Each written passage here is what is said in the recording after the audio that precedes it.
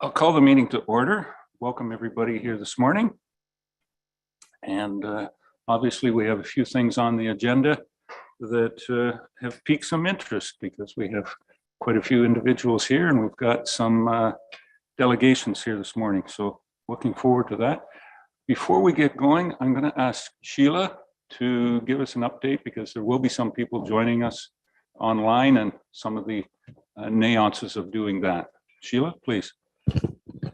Thank you, Mayor Eccles. Before I begin, if you get disconnected, you can dial 1-647-558-0588 and enter the meeting ID 891-5626-2480. It should be noted for members of the public that this meeting is being held in 2 locations, on Zoom as well as being live streamed on YouTube. Both members of staff and council have been briefed on the various features of the Zoom meeting software. Members of council and staff will be raising their hands to speak. For members of the public, if you require any technical assistance at any point during this meeting, you can send a chat message to me, Sheila Ferguson, Communications Coordinator, and I will attempt to assist you. Thank you, Sheila. And if you are able, could you please rise and we'll take a moment of reflection.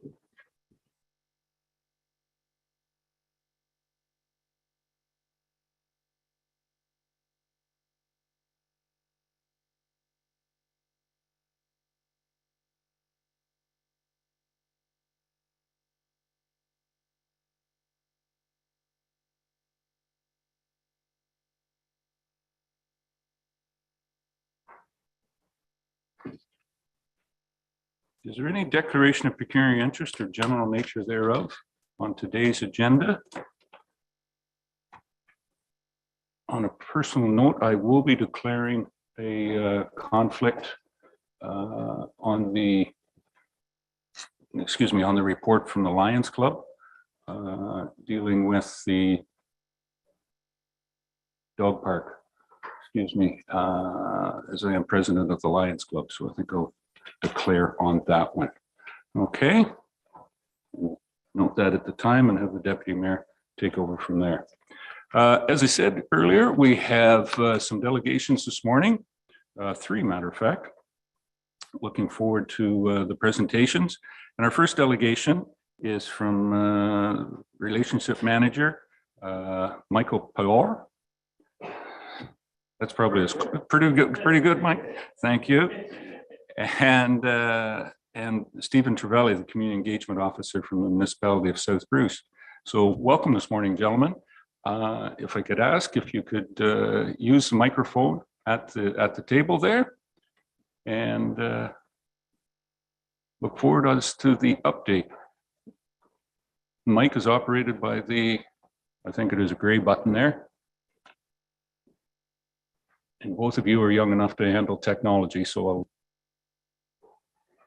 Okay. Yes, sir. I thought we had 2 meetings scheduled for 9 a.m. today.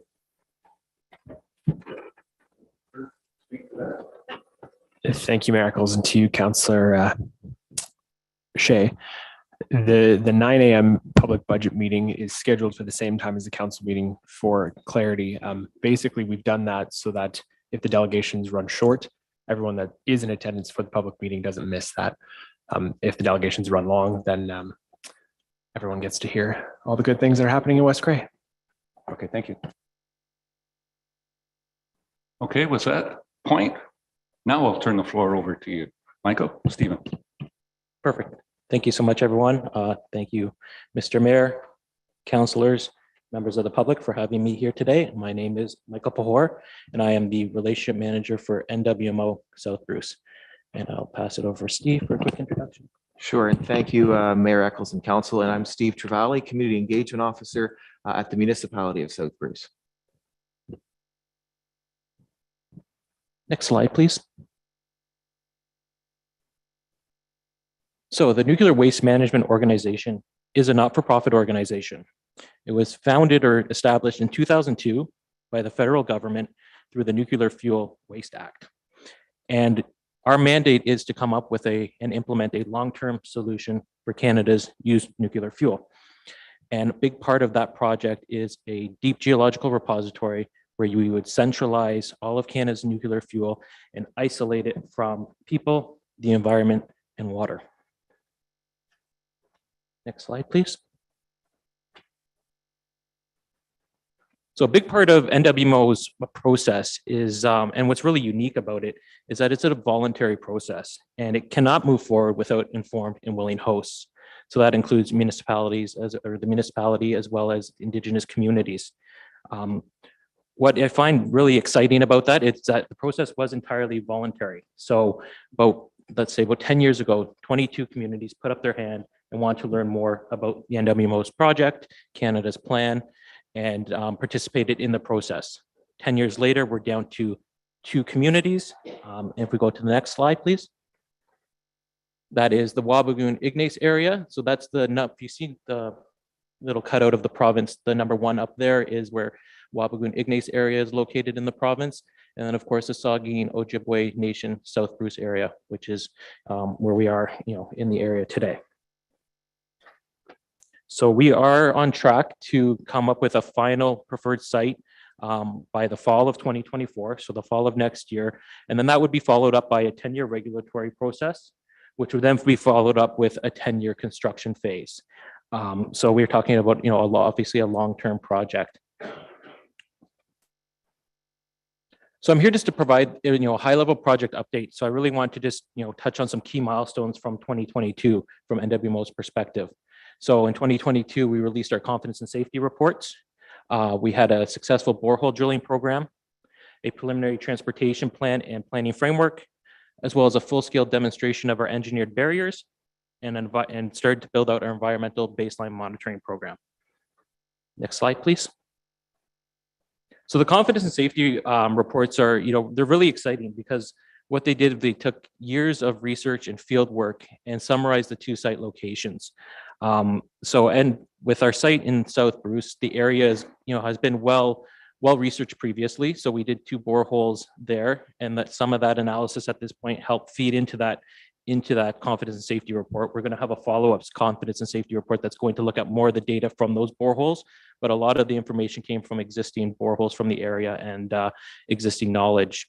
And what was exciting about that is that both reports came back for the south and the north, saying that the geology is suitable to move forward with a deep geological repository. And in fact, what's really neat is that the ground that we're on today, we're on top of what's called the Cobourg Formation, and many of our international partners say you have some of the best rock in the world to build a deep geological repository. So that's really, really exciting. Next slide, please. So yeah, I did touch on our borehole drilling program. This was a really amazing opportunity to really get to learn more about the geology of the area. So what we did was we drilled 2 boreholes approximately 1 kilometer deep, 900 and something odd meters deep, really to prove the assumptions of the area and get a better understanding of the specific site geology, and really to target what's called the Cobourg Formation. That's really the hero of the multi-barrier story.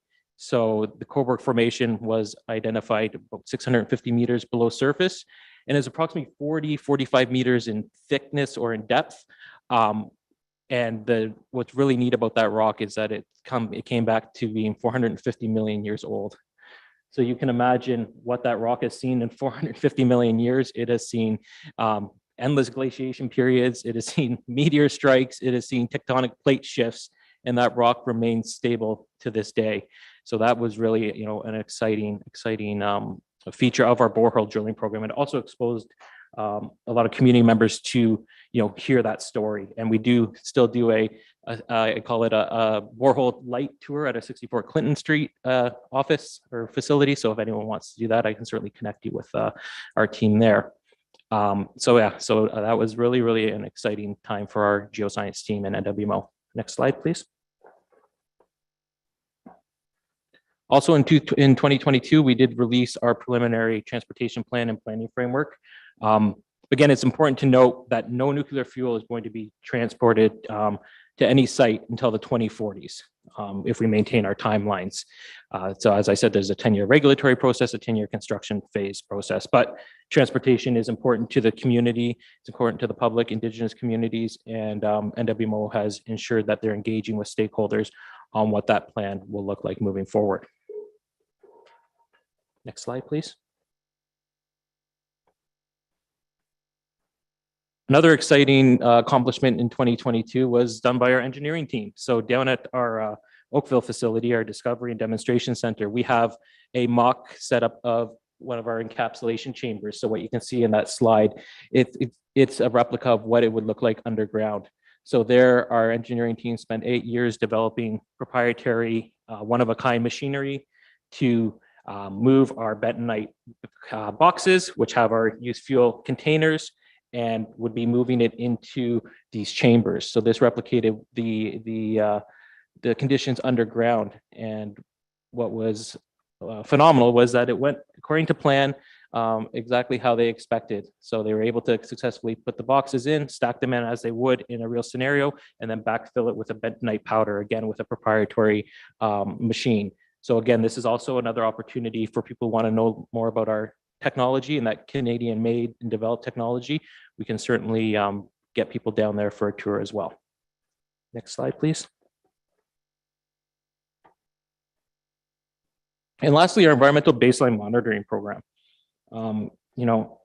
Protecting people, water, and the environment is exactly why NWMO is doing this project. Is exactly what the communities and Canadians expect from NWMO, is that we are going to protect people, water, and the environment. So a big part of that is establishing a baseline monitoring program. So we have a really dedicated environmental team that has worked in co-designing various environmental programs, looking at eDNA. So that's looking at the DNA that's inside the ecosystems of the Saugeen watershed, and that will be able to identify what flora, animals, and plants are in the watershed. There's also the aquatic habitat mapping, terrestrial habitat mapping. We're doing a significant amount of water sampling as well as noise work. So this is really exciting because, again, it was co-designed. We work with the Conservation Authority, and we have worked with local property owners through land access. So having landowners allow us access to their property so we can do the field work, which is really exciting. And I think, what's in addition to that is that when all this data is complete, it will be public. So this will be accessible to municipalities. It will be accessible to conservation authorities, community groups, environmental groups, and the general public. So I think that's going to be a really unique feature of this rigorous program. Next slide.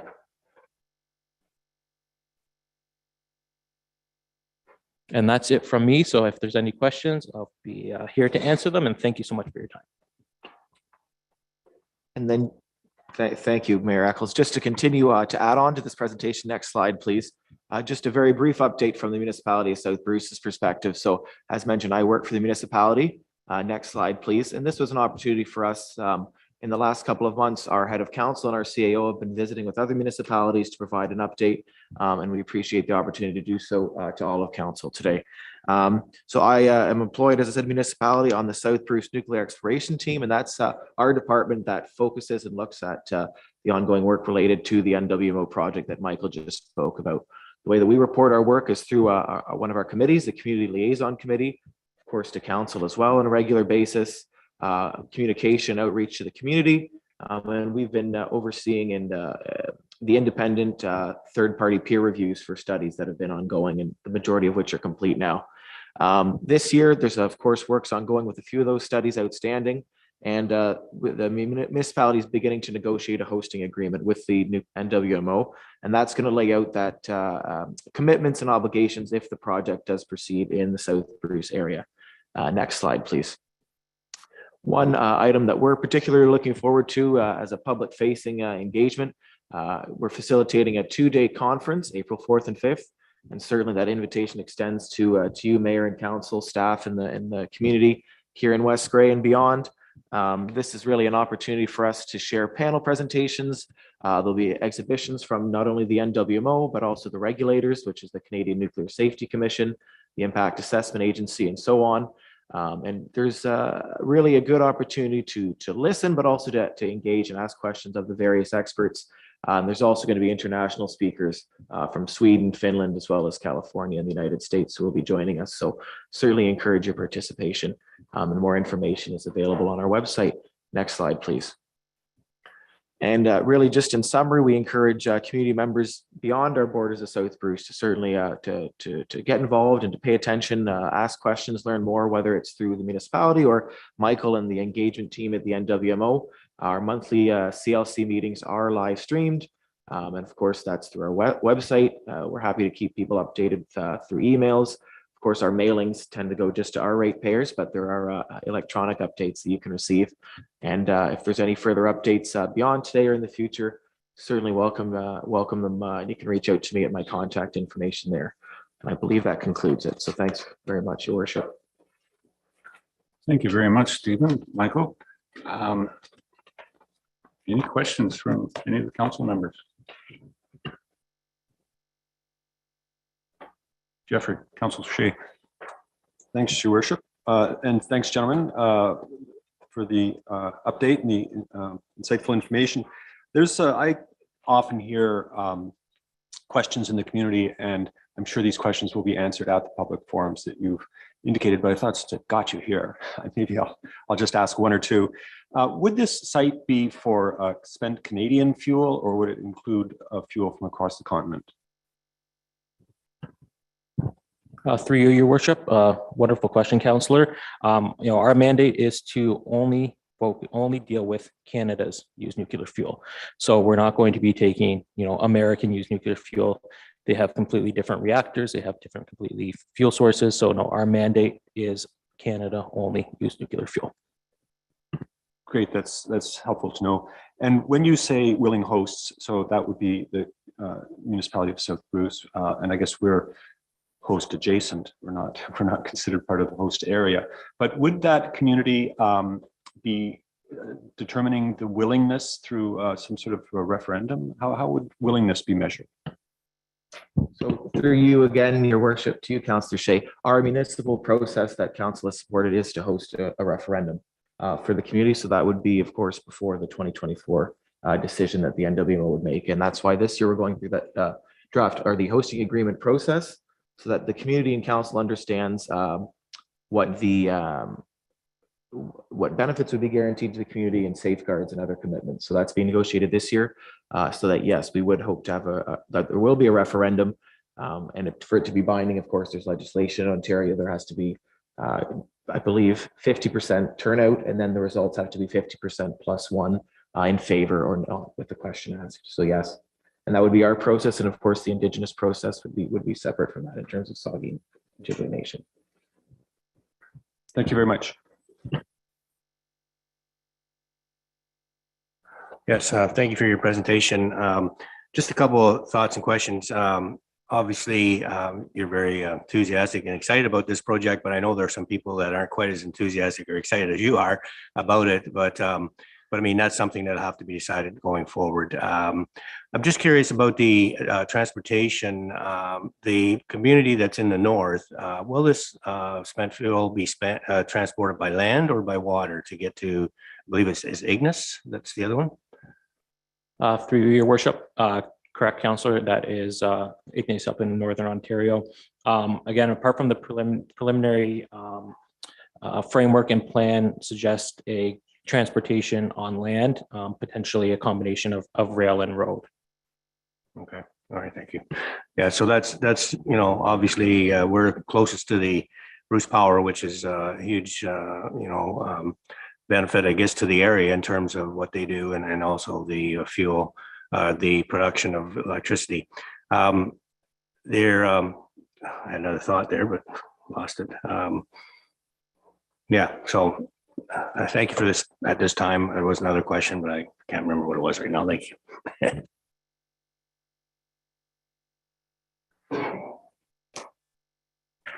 We have their contact information, Councillor Hutchison. You can forward that at any time.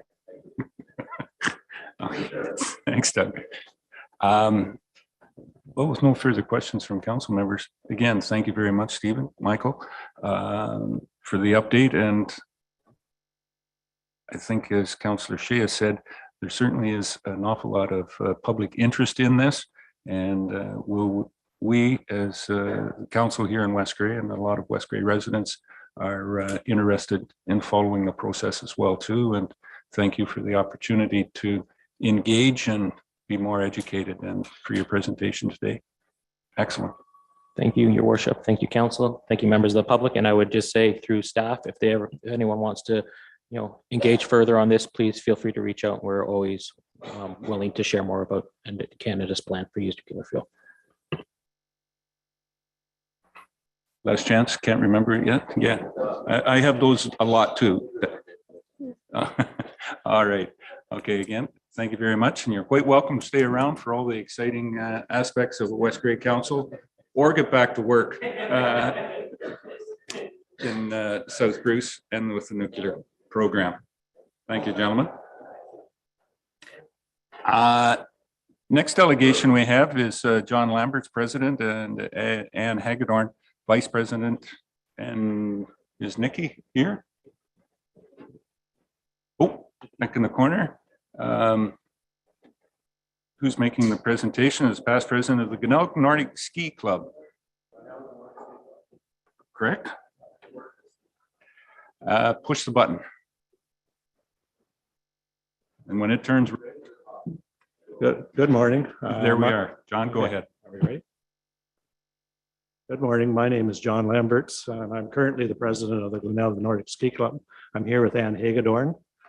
We want to address our concerns about the Glenelg Nordic or the Klondike, and occasionally we have ATVs intrude onto that property, which they're not supposed to at the present time. So we want to deal with that somehow. We're not anti-ATVers who want to say that.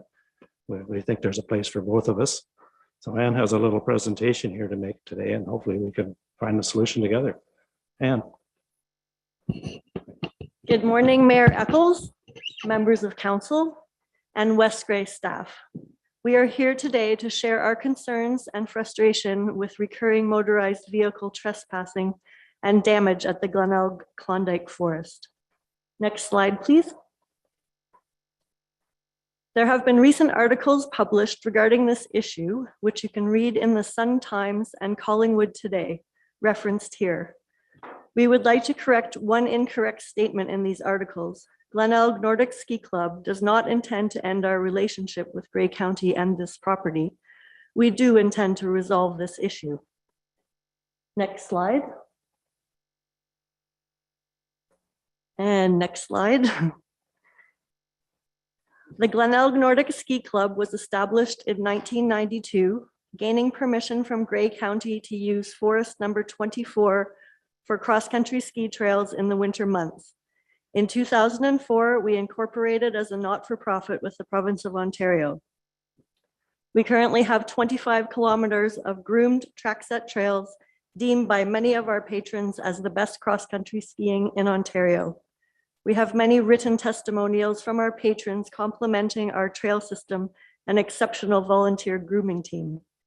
We are volunteer run, governed by a board of directors, and are in good standing.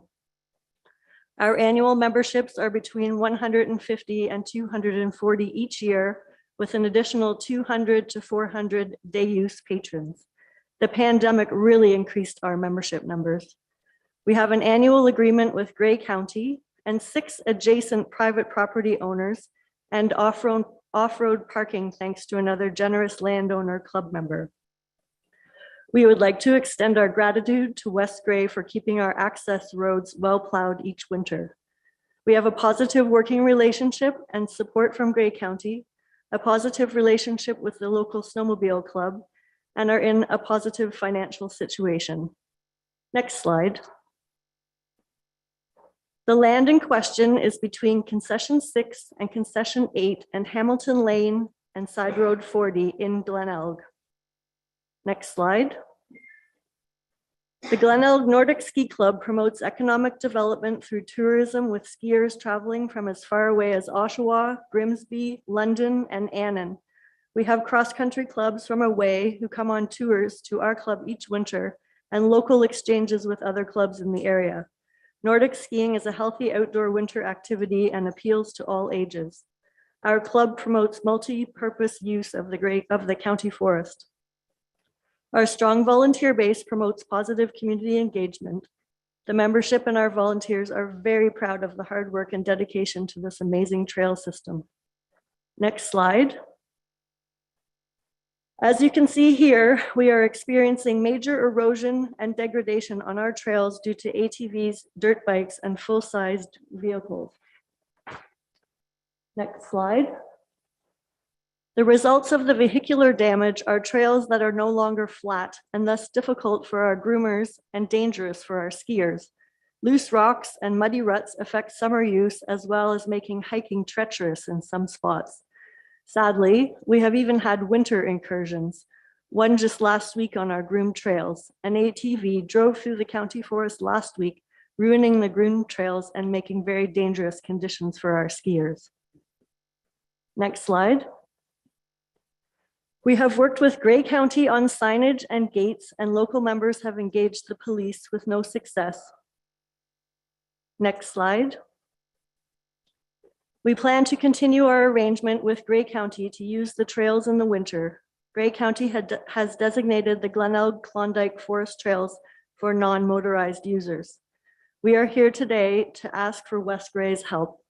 As suggested by Grey County, we ask that during your bylaw review process, you modify off-road vehicle bylaw 20-2016 to prohibit ATVs from using Hamilton Lane, concession 8 between Hamilton Lane and Side Road 40, and the unopened road allowance, which is the extension of Hamilton Lane, possibly referred to as Side Road 40 in Schedule C to bylaw 20-2016.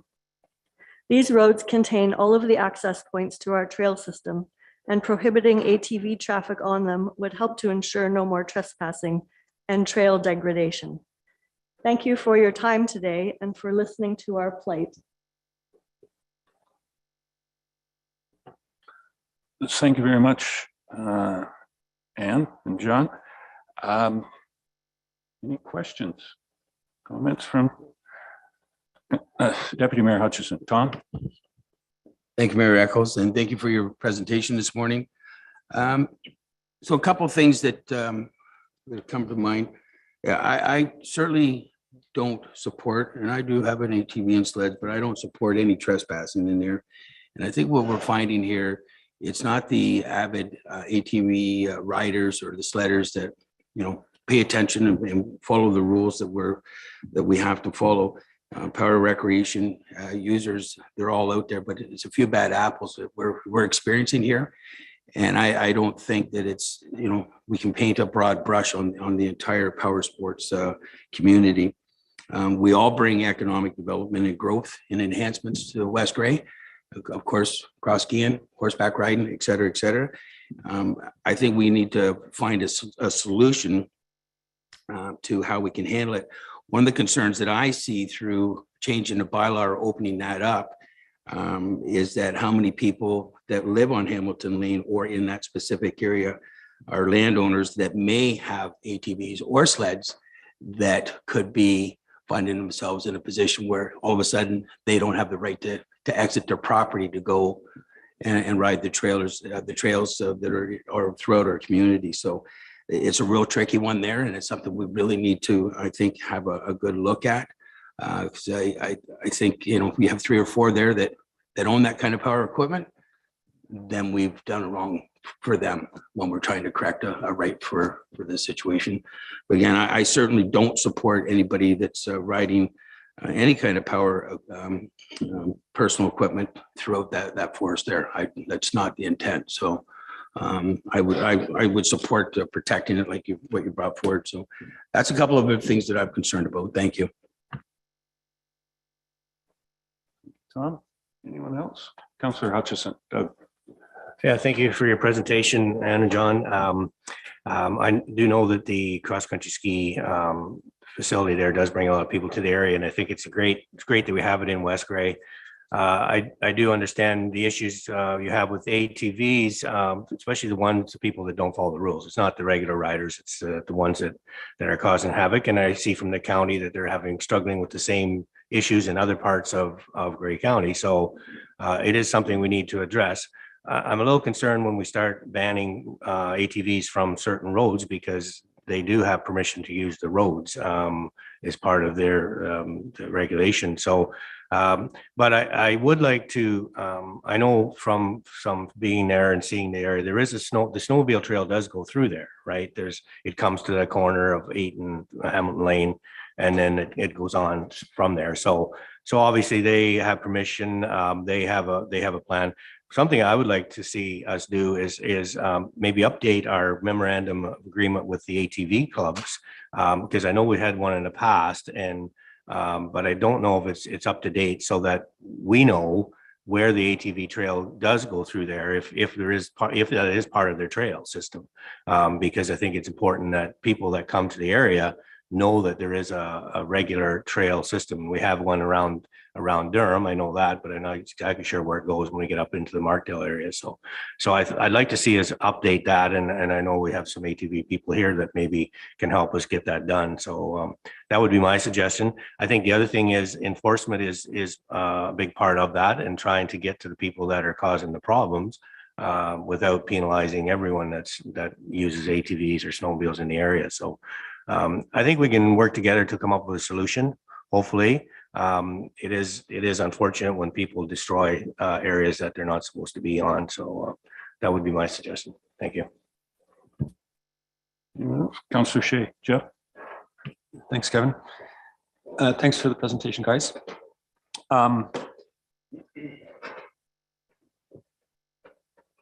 ATVs are permitted on our roads. I think that was a decision that council made a number of years ago, but it wasn't a requirement. Council didn't have to make that decision, as I understand it.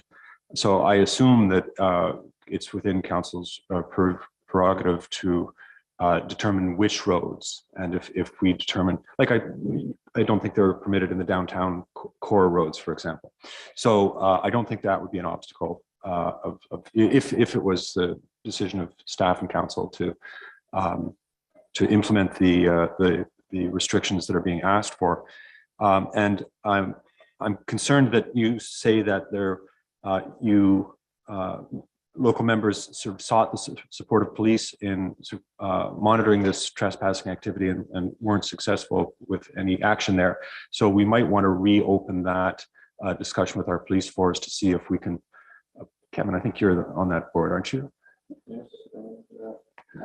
Okay. So maybe you two could have a discussion with the police force about that. But the main question that I wanted to ask was for staff. I did read a newspaper report that said that the county had taken an initiative that they wanted to request West Grey to take certain action. Have you received a request from the county for us to get engaged in this? Thank you, Mayor Eccles, and through you to Councillor Shay. My understanding is, yes, the county has reached out and has had conversations with staff in the planning department. I'm not quite sure where that is right now, but they have connected with us. So I would like to suggest that we ask staff to follow up with this request to determine if these restrictions are permissible, effective, in concert with what the county is planning, and just to make sure that we can try to make this land available to all the people who want to use it in a responsible and respectful way. So would you need a motion? So would that motion say something like, we request staff to coordinate with the county and the delegates to further examine this issue? Jamie, can you help me with that? Yes, thank you. And through Mayor to Councillor Shay, what I might suggest is that the wording be something to the effect of that council direct staff to follow up with the County of Grey on the request to amend the ATV bylaw. And could we loop the Glenelg Ski Club into that? Certainly.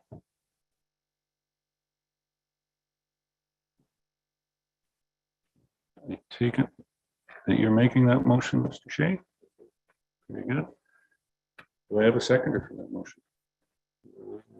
I'll take Councillor Forrester. Scott? Any further discussion? Doug? Councillor Hutchison? Just that I do think it's important that we reach out to the ATV club in the area to get them on board, make sure that maybe we need more signage in that area. So that I think we, before we make any changes, I'd like to hear from their side of the story too, and see if we can work with them. And I know there's some damage areas that they'd sold pictures, and I believe we had an email from a gentleman in the area that said that some of those areas can be fixed and could be brought to the attention of the ATV group too, to work on. So I do think we need to work with them. So I don't know whether we need amendment or whether that can be included in the initial motion.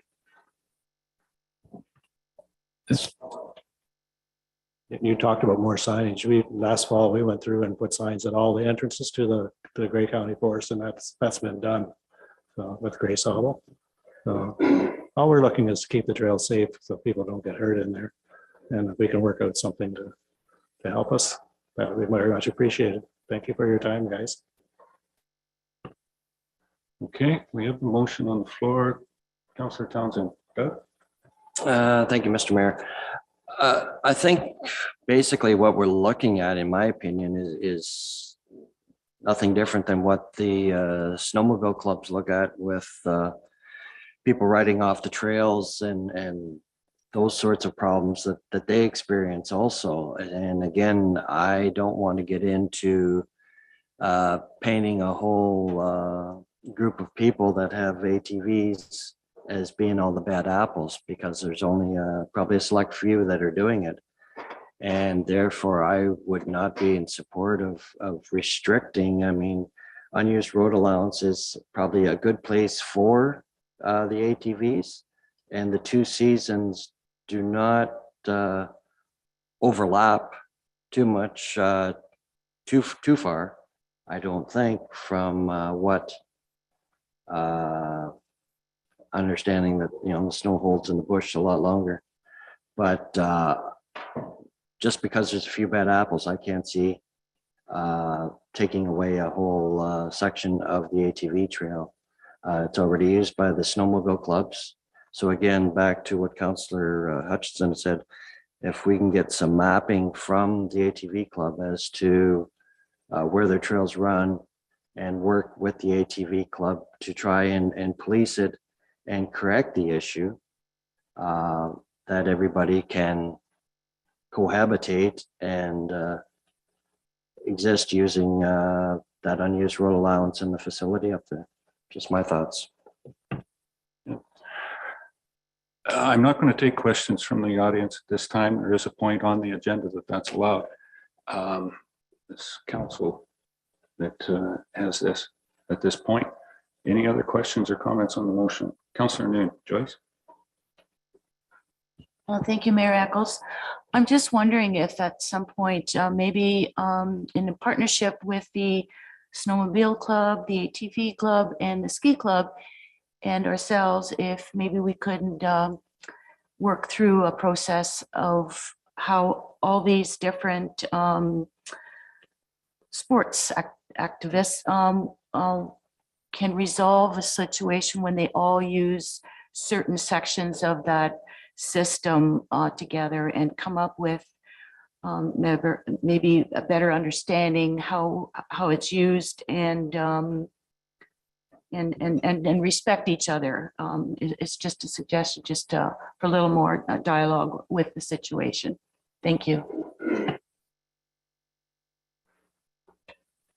I think that in my understanding, that's what the motion was, Councillor Shea, to get the groups together and figure this out. If I'm not mistaken, a number of years ago, I believe the snowmobile was maybe more of a problem on the trails, groomed trails. And over the years, that's been mostly cured.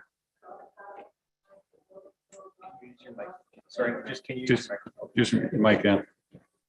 We have lots of intersections with the snowmobile club, and we rarely have an issue, and sometimes it's just a lost person that it's very well signed and everybody sticks to where we're supposed to be. Yeah, this is it. I think being around when a lot of this was done, I know that I didn't know that was an issue at some point, and that's been resolved. I think the dialogue here is to open it up and trying to come to some resolve, and this motion is directing staff to get everybody together, because I do see some members of the ATV clubs, West Gray clubs that are here. To Deputy Mayor Hutchison's point, I'm not sure that it's members, good resounding members of the ATV club, or that whether it's the West Gray Club or the Duffer and Gray Club, I believe as well, is in the area.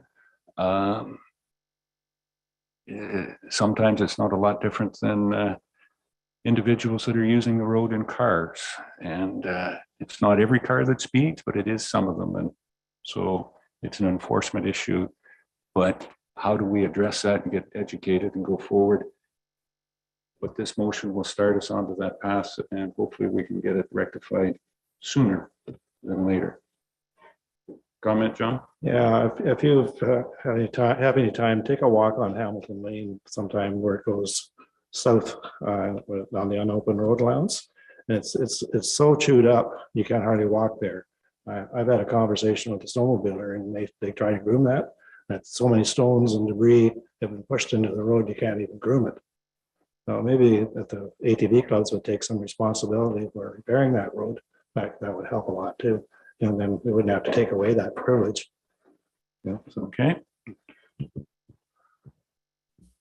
All right, motion on the floor. Any other discussion? Deputy Mayor. Thank you. If I can just, thank you, Mayor Eccles. If I can just have that motion read so I'm clear what we're voting on. Thank you. Your Mayor, to council that in consideration of delegation from John Lamberts and Ann Hagedorn of the Glenelg Nordic Ski Club, council directs staff to follow up with the County of Gray and the Glenelg Nordic Ski Club on a request to amend the ATV bylaw.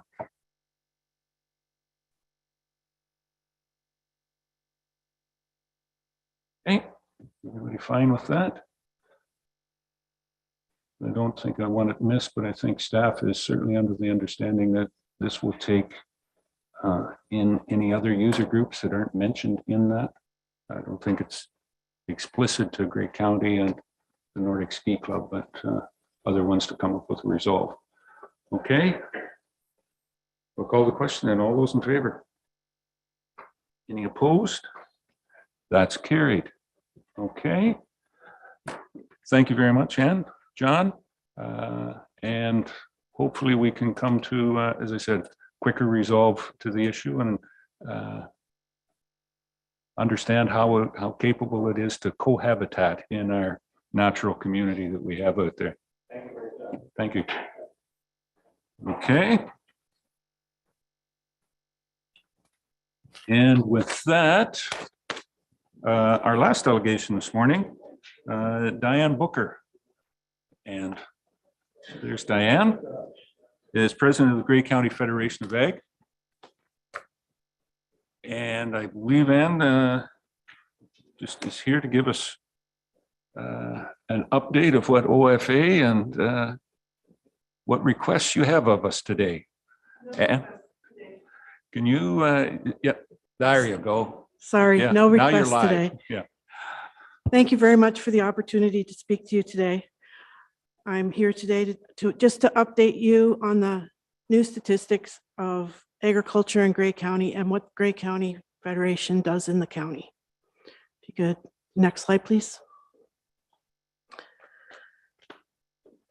So the Gray County Federation of Agriculture was formed in 1940 to work on a local level to represent the voice of the farmers in Ontario. We have just over 1,500 Gray County members, and we act as the county affiliate of the Ontario Federation of Agriculture, which has 38,000 members. Gray County Federation works to enhance agriculture and the rural communities through partnerships, education, and advocacy. We work with OFA to provide lobby efforts and resources for local members. OFA has highly skilled farm policy research staff, so we have a lot of good information and policy. Next slide, please. So we have regular monthly county meetings. There's volunteers for the local level that are from all parts of Gray County. We host an MPP, an MP, and a local politicians meeting. which will be March 25th in Katy. And I think you've all counselors have got the invitation to that. And I hope you can all attend. We're going to have quite a conversation on Bill 23. We have information meetings for our members. We have shed talks and we host all candidates meetings. We have an annual ag review paper. We're affiliated with Farm and Food Care and Eggscape. We have an annual elementary public school speaking contest. And tonight in Markdale at the Beavercrest School, we'll be having the finals. And we have, I think, about 20 students that will be participating in that. We also have an education trivia on our web page for both elementary and secondary school students, and they can go and answer questions, and there were prizes that we give out for those. We also have some social events. We had a successful Bonspiel in Markdale on February the 11th. In July, we are planning an egg night at the races in Hanover, and in August, planning a member day at Storybook Park in Owen Sound. Next slide, please. So coming to the economic contributions in 2021, the local agri-food sector employs 8,200 people through 2,243 local agri-food business establishments. And in Grey County, we have a total farm receipts of $558 million. So just from some provincial stats, there's 200 different farm, food, and floral products that generate 750,000 jobs and contribute to more than 47 billion annually to the provincial economy. Next slide, please. So in Grey County, we have a total of 2,178 farms on a total farmland area of 197 acres, with an average farm size of 206 acres. And our largest farming industry is cattle farming, grains and oilseed, and dairy. And just to put our farmland in perspective, there's 1.1 million acres in Grey County. So that's 40% of it is farmland. The next slide, please. So Grey County Federation supports the OFA's provincial priorities of farmland preservation. You've probably heard that we are losing about 319 acres of farmland a day in the province through development, and this land cannot be reclaimed back as farmland. When concrete's been poured and warehouses, shopping malls, and subdivisions have been built, this land cannot be put back into productive land again. We also support the climate change, mental health and wellness, reliable broadband, and we know that some has been installed in West Grey, but we would like to see it in all the counties so everybody has reliable broadband internet, natural gas, just the updating of the energy grid and enabling affordable energy. The next slide, please. So Grey County's 3 key priorities for 2023, excuse that was last year's date. The membership engagement, so we support events like the Holstein Rodeo, where funds are directed to the Mount Forest Hospital, and the Grey Highlands Rodeo, where they are directed to the new hospital in Markdale. We support Grey Bruce Farmers Week. The youth in farming, we support Grey County 4-H through membership rebates and members participating at the Royal Winter Fair. Also the junior farmers, when they have an event, we usually help to support that. Healthy farms and the environment, we have representatives that sit on the conservation area authorities. Next slide, please. So there's our contact information. If you need to get a hold of any of us, I'm Diane Booker, the president. We have a administrator who is Jackie Penning.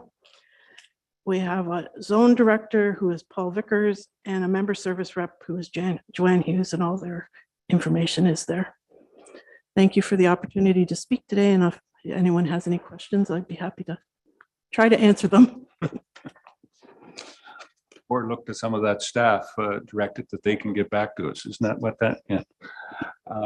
Thank you very much, Diane. Greatly appreciated, and understanding. I have sat on the board a couple of times as Grey County has a seat there, and I've represented the county and in a past life was a member of the OFA as well too, but I haven't farmed in a while, but it's still, you can take the farmer, you can take the boy off the farm, but you can't take the farmer out of the boy.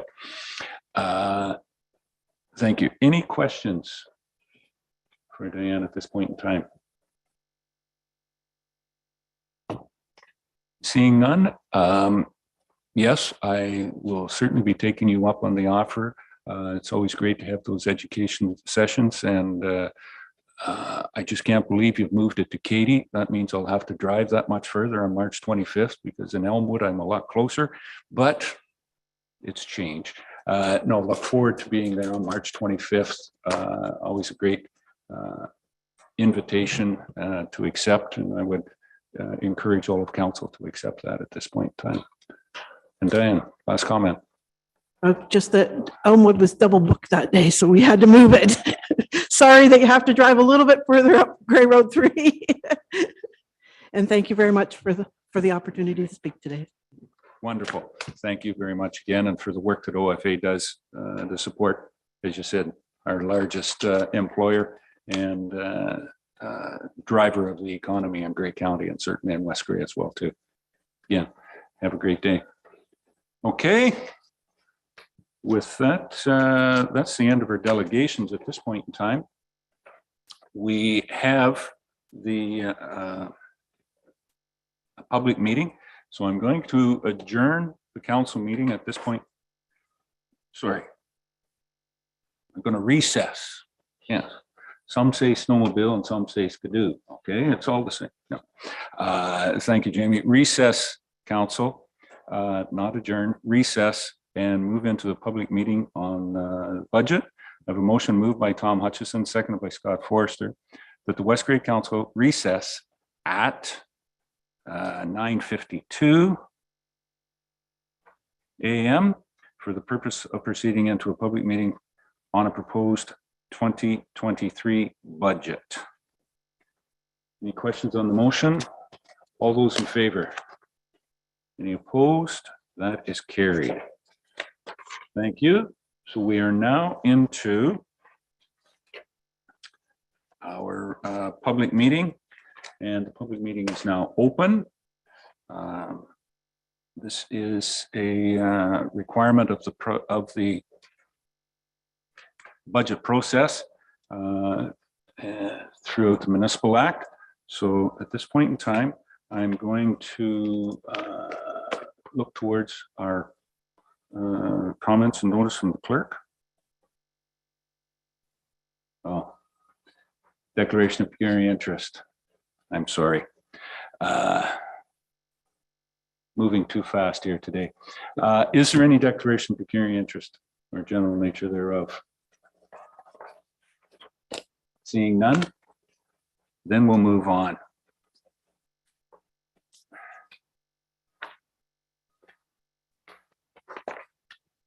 Okay, public meeting is now open.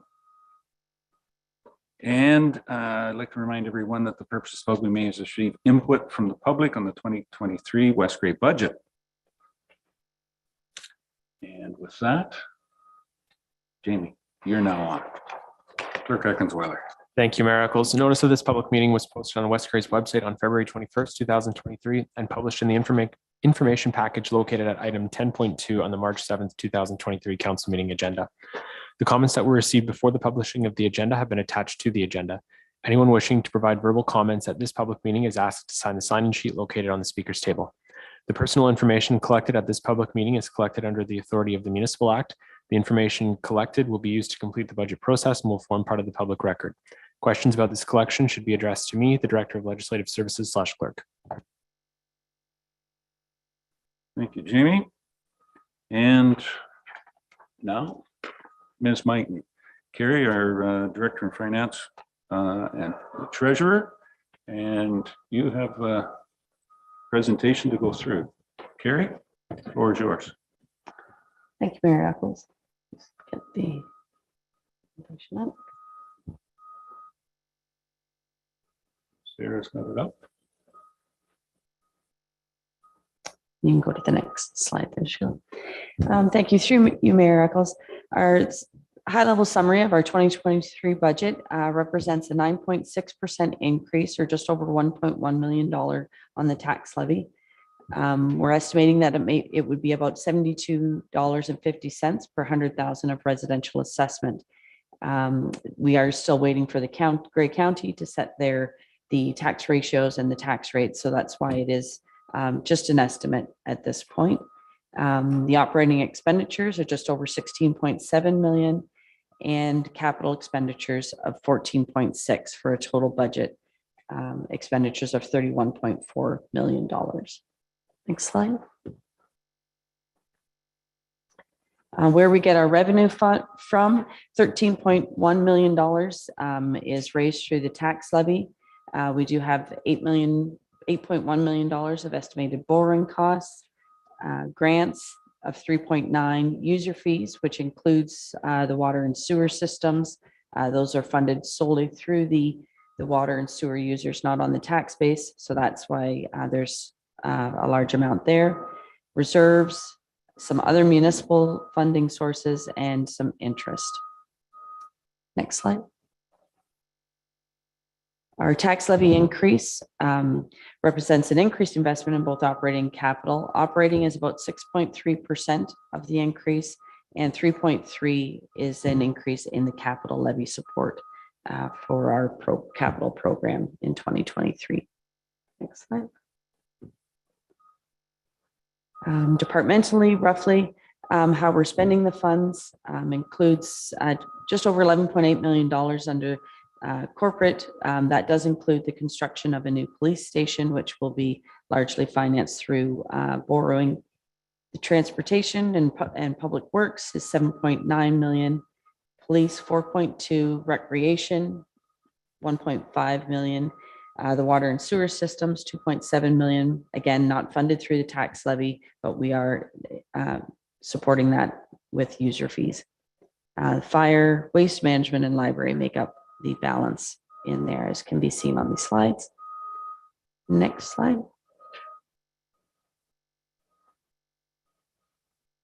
The tax levy portion in our transportation department, $4.5 million of our 13.1 million tax levy goes towards our transportation department.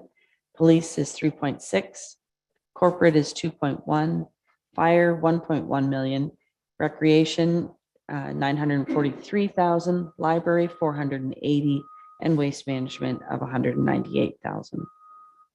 Next slide.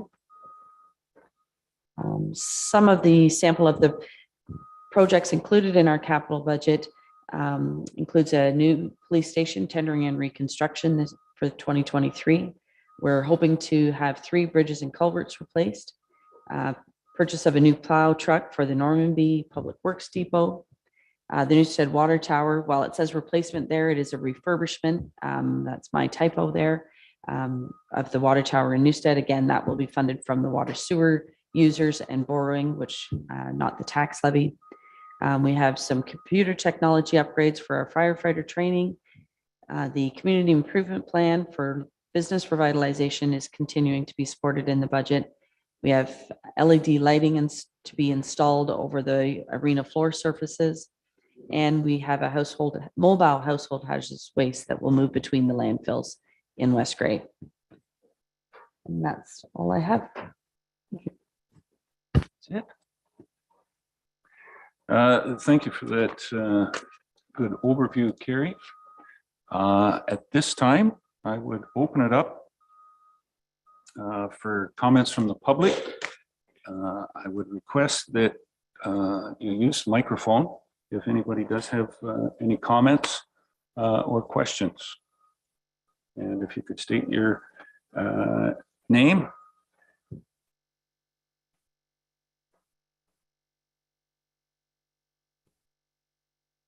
Lisa?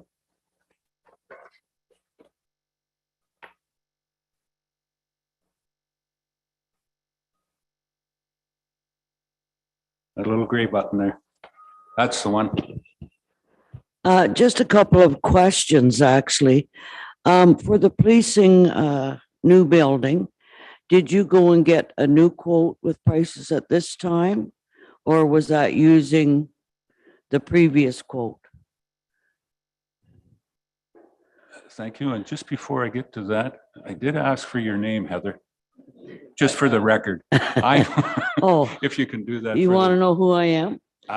No, Yeah. the general public out there, Okay. like it's. My required. name's Heather Wright and I live on the main street of Durham and I've lived in Durham my whole life. Yeah.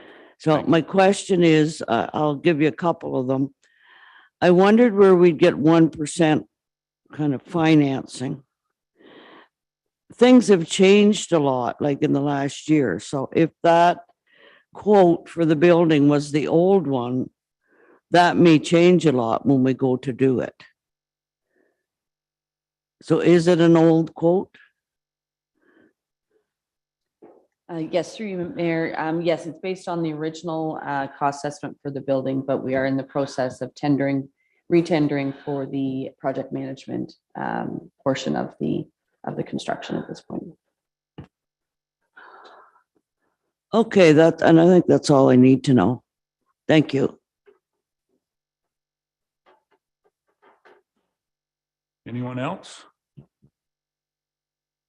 Anybody online? Sheila, please. Through you, Mayor Eccles, there's an individual joining us by phone line that would like to speak now. You have the technology to allow them to do that, Sheila, so please go ahead.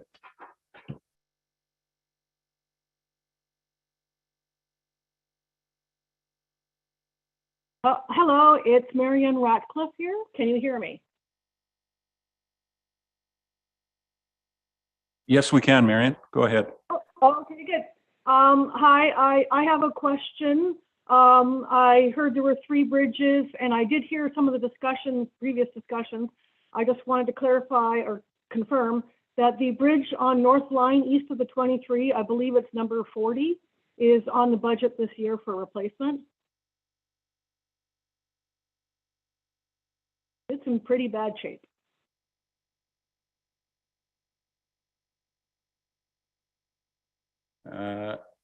The finance treasurer is looking that up.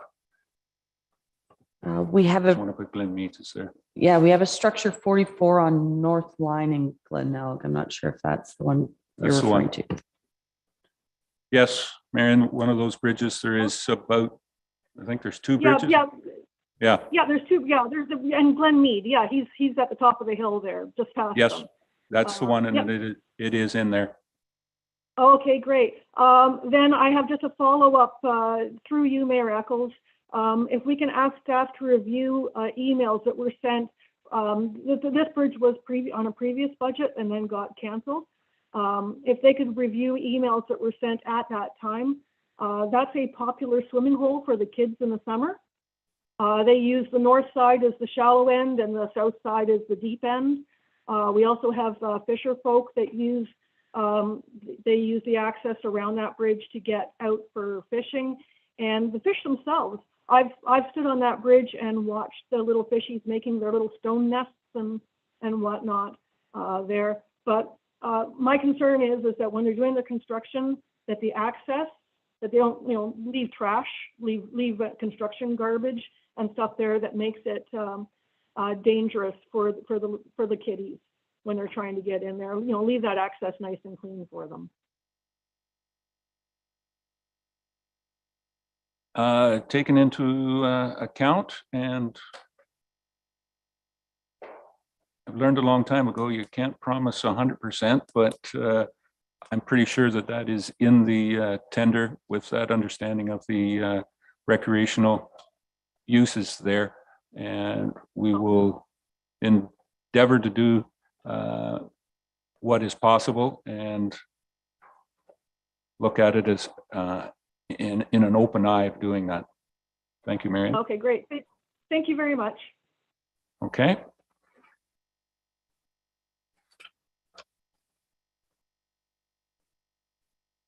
With no rush to the microphones.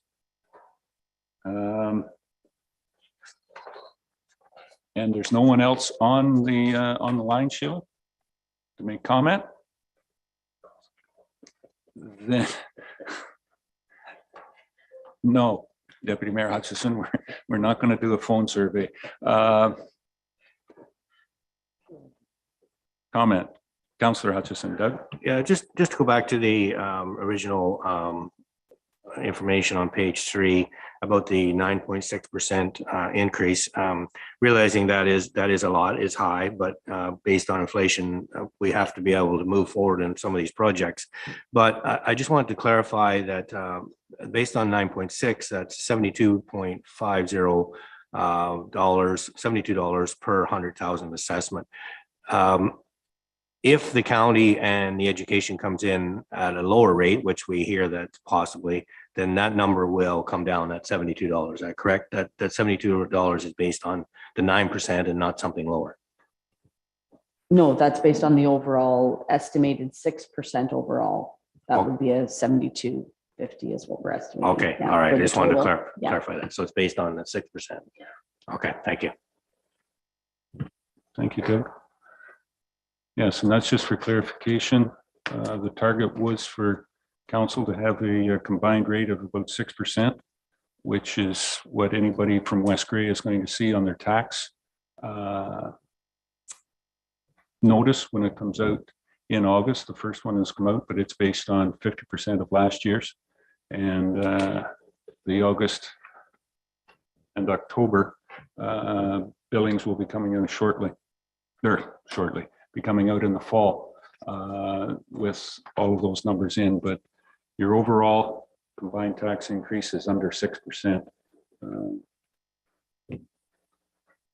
Am I correct on that, Carrie? Somewhere about 5.9 something? Yeah, we're still waiting for the final ratios to be set by Grey County, but we are estimating that it will be just under the 6% overall. Yeah. Thank you. Okay. Deputy Mayor Hutchison, Tom. Thank you, Mayor Eccles. And I just through you to Director of Finance, I just want for clarity, what is the average assessment that we're basing this on in West Grey? The 7250 per 100,000 is 100,000 of residential assessment. The average assessment in West Grey is probably around $270,000. Okay. Any other questions at this point in time? Comment? Yeah, questions or comments? Doug, go ahead. Councillor Thompson. Thank you, Mr. Mayor. Just a comment I have, and being a first-time councillor and diving into this a lot deeper this year.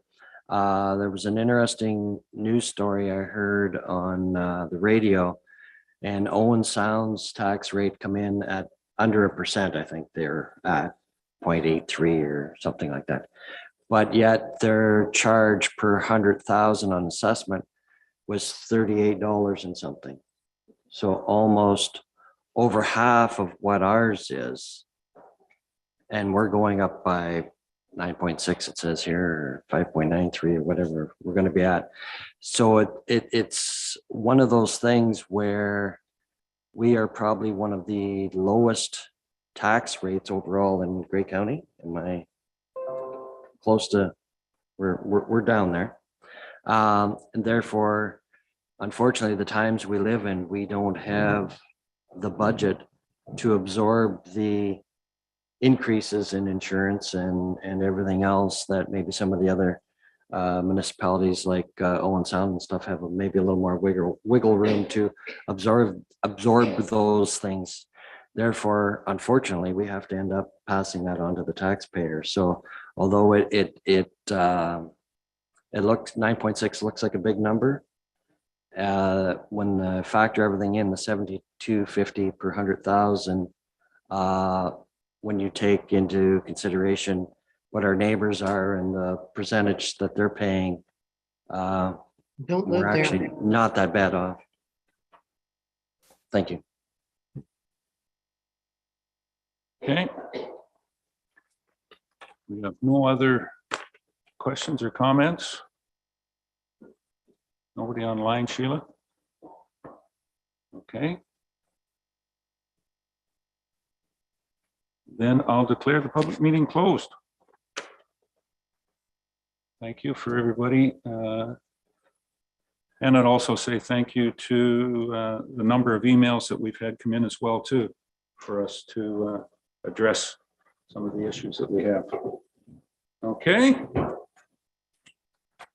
With that, we've been here for more than an hour or so. Do we want to take just a 5-minute recess to get back before we come back to council? Councilor Townsend's putting his thumb up. That's all I need is one on that one. Yes. Okay, we'll see you back here at 10:15. Thank you.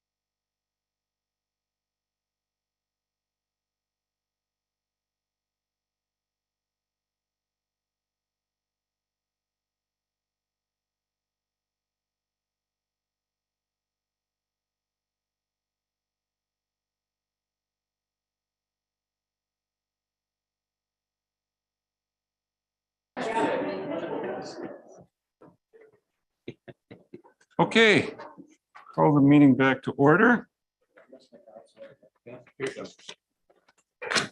Nice short.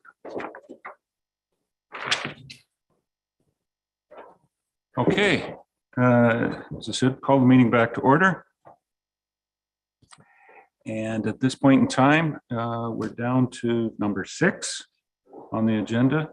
In accordance with West Grade procedural bylaw, comments may be made to council with respect to a specific agenda item. Maximum of 2 minutes per person is allotted for the comments, and a maximum of 10 minutes in total for the comment period. I'll open it up. Is there any comments about anything that is on the agenda today from any member of the public? Got some, we got one there, Sheila? And then, yeah. Yeah. Who's on first? Go ahead, man. Yes, yeah. You there, if you can give your name as well too. And then we'll go to somebody who's online. Hi, my name is Robin Rich. I'm a member of the Community Garden, and just heard recently that our site is getting bumped, but I guess it's not written in stone yet. So my concern, of course, is that we're very close to the growing season.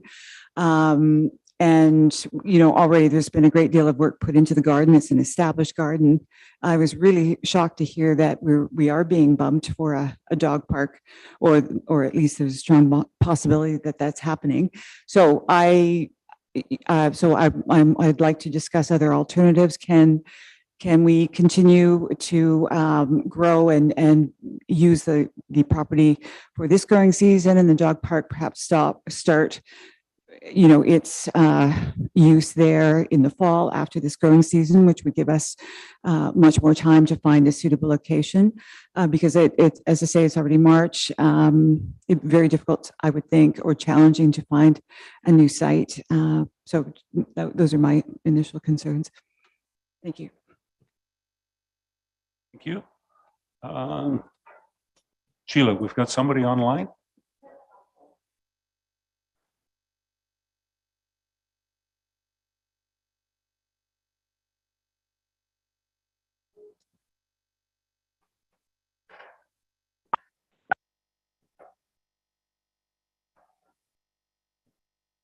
Okay, hello. Have I got it working this time? Yes, you are on. We can hear you. Okay. Oh, okay, great. Thank you. Hi, it's Marion Ratcliffe. I just wanted to go back to Diane Booker's presentation, where she mentioned the over 300 acres of farmland that's being lost every year permanently to construction development. And I'm hoping that this council will keep that in mind through their term as developers are coming forward with new projects here in West Grey, and that infilling within Durham or any of the other communities is more important, you know, a better option than looking to available fields now. That's all. Thank you, Marion. Anyone else? Please.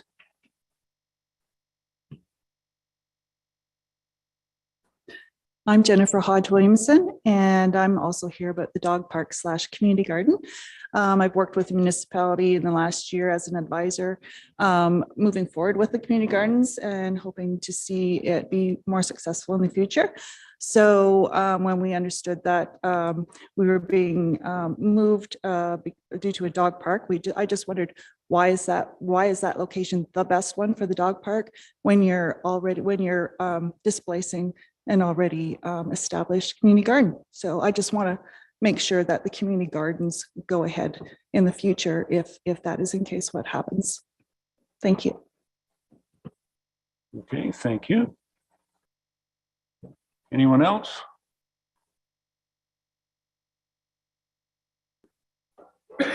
Okay. All right, we will move on. Take those comments in mind as we deal with matters. Any unfinished business? Clerk and I are not aware of any. That moves us down to then adoption of the minutes. We'll do these individually. We have the minutes of the special council meeting held on February the 14th, 2023. Do I have a mover to move those minutes, please? Moved by Deputy Mayor Hutchison, seconder, Councillor Shea.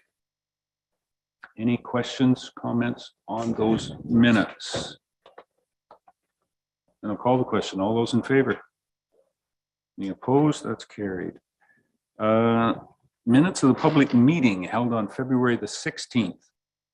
Excuse me. 2023. Do I have a mover for those minutes? Moved by Councillor Townsend, seconded by Councillor Noon. Any questions, errors or omissions? Call the question. All those in favor? Any opposed? That's carried. And the special council meeting held on February 21st, 2023. We have a mover for those minutes. Councillor Noon and Councillor Forrester. Thank you, Scott. Any questions or comments on those? Call the question. All those in favor? Any opposed? That is carried. Further to that, we have the committee and board reports. Durham Business Improvement, November 15th, 2022. Durham Business Improvement, February 15th, 2023. Saugeen Valley Conservation Authority, January 19th, 2023. Their minutes, and the West Grey Police Services Board, January 10th, 2023 minutes. We can need a motion to receive those minutes. Do I have anybody to move that? Moved by Councillor Noon, seconded by Deputy Mayor Hutchison, to receive those minutes as presented. Any questions, comments on any of them? Call the question then. All those in favor? Any opposed? Those are carried. Correspondence. We have correspondence received for which direction of council is required. Durham Homecoming, Durham Splash Pad Project. And it is there.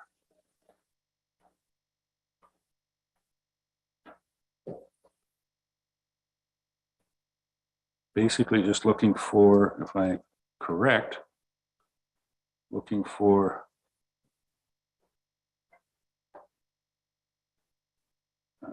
direction to work with the homecoming committee. And any comments on that? Deputy Mayor Hutchison, Tom? Thank you, Mayor Eccles. I assume we're looking for a motion to endorse an ongoing discussion with the Durham Homecoming on the splash. That would be my If reading of that what would they're be, looking for. that would be my, I will put that motion forward. Thank you. Directing staff to work with the formal process of working with the homecoming committee on their designated project going forward, and then finding locations, scope of the work, the capacity, a lot of those other issues to deal with to get this project moving forward. Councillor Hutchison, or Deputy Mayor Hutchison's making that motion. Anybody second that? Councillor Shea. Thank you very much, Jeff. Any further questions on the motion? Directing staff to continue work. Councillor Hutchison. Too many Hutchisons. Councillor Noon. And that's not a bad thing to have too many. Thank you, Mayor Eccles.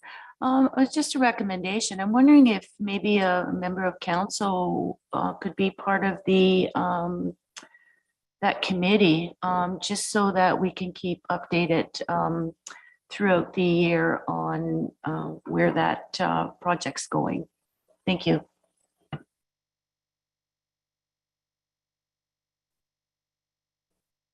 Are you suggesting an amendment to the direction of putting somebody there? But before we get to that, I'll ask the clerk for comments.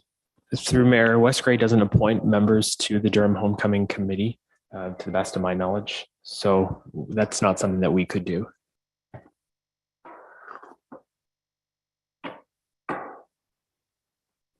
All right.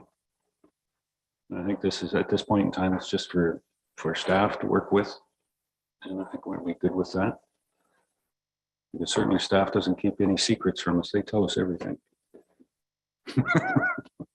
Yeah, no, I think it'll be fine just the way it is at this point in time. Okay, so that is motion. Any other comments? Call the question. All those in favor? That is carried. All right. 10.2 is correspondence to be received. There's a number of other correspondence in the package. Need a motion to receive those. They're there for information purposes only, I believe. So moved by Councillor Townsend, seconded by Councillor Forrester. Thank you very much, Scott. Any? That is just to receive. No comments or questions on that. Call the question. All those in favor? Any opposed? That's carried. Thank you. That's it for correspondence, Jamie. You can come in afterwards. Staff reports.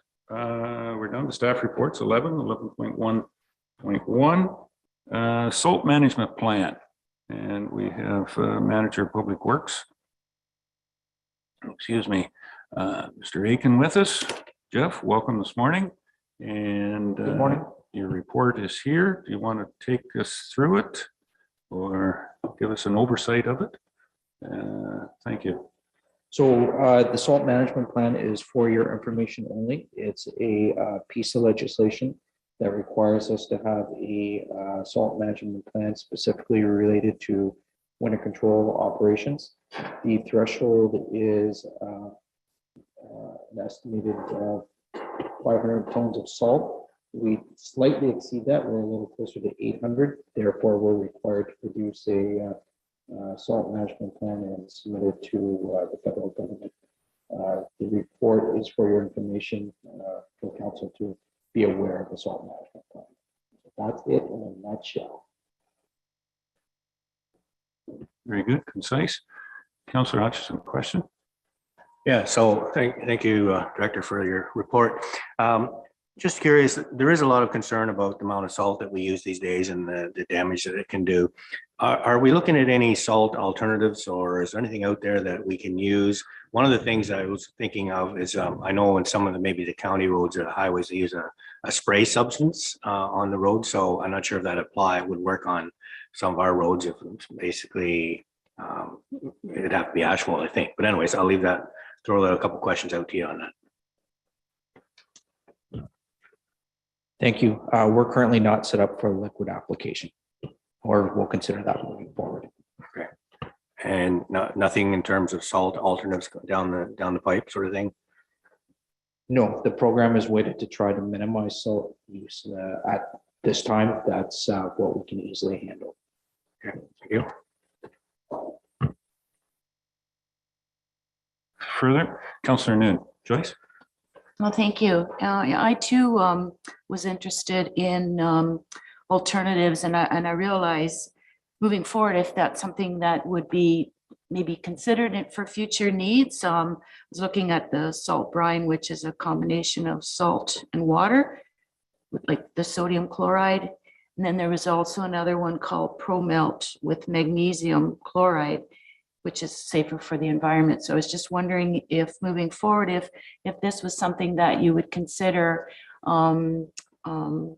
for environmentally safety to reduce our salt uses even further. Something for your consideration. Thank you. Jeff? Thank you. You raise a good point. There is a requirement to review and update the plan annually.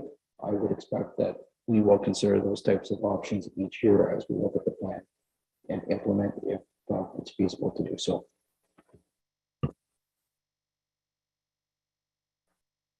Good. Further, Councillor Shea. Jeff? Thanks, Kevin. The plan also is meant to address snow disposal, I understand. I was curious about the the parking lot by the upper dam in Durham where a lot of snow is disposed of. It's A, right by the river, and B, in a wellhead protection zone. Is the salt in that snow considered something that needs to be managed? You raise a good point. The salt needs to be monitored, but at this time, we don't anticipate any significant negative impact from that practice. But once again, when the report is reviewed on an annual basis, that is a discussion point with staff.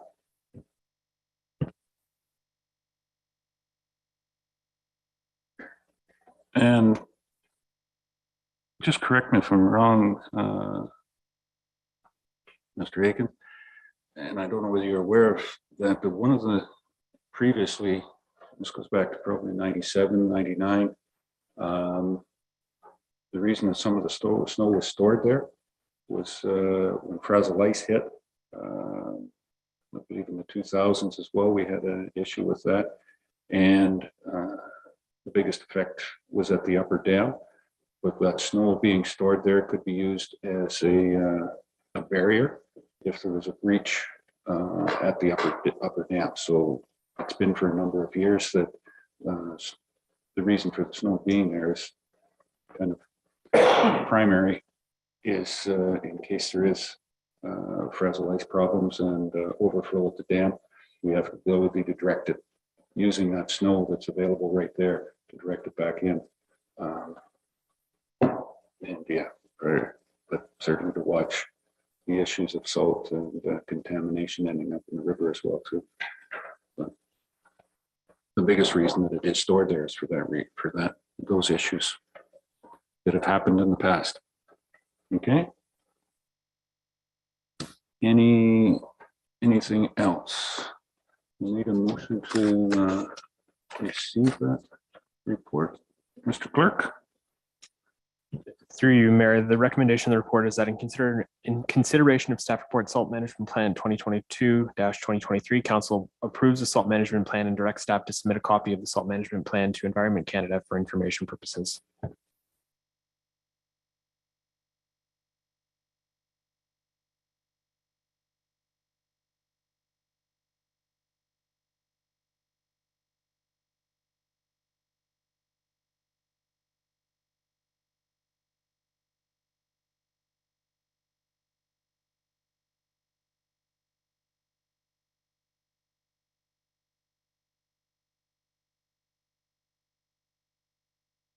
All right, thank you very much, Jeff, for that.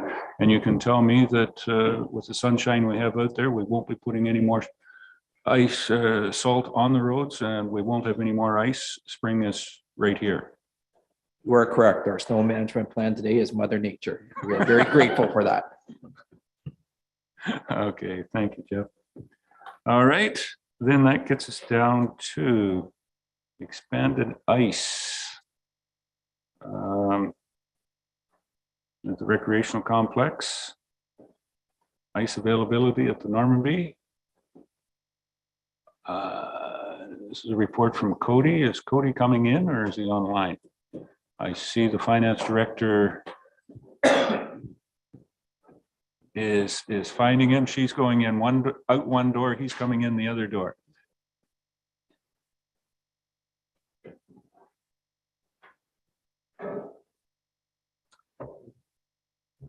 Thank you, Carrie, for finding Mr. Hewitt so quickly. Cody, good morning. We're down on the agenda to the recreation expanded ice availability in the Normanby Arena Complex. I'll turn it over to you to give us a staff synopsis of the report that we have in our hands. Cody? Absolutely. Thank you. And through you, fairly straightforward report in front of council. Basically, we had been approached by a local ice user looking to expand the ice availability in the Ayton facility, and we are supportive of the agreement, understanding that it will shift a couple of our user groups, in particular West Grade Minor Lacrosse, but given investments that we can put into the Newstead facility, we're sure we can make the agreement work. Excellent. Any questions or comments Councillor Hutchison. Doug?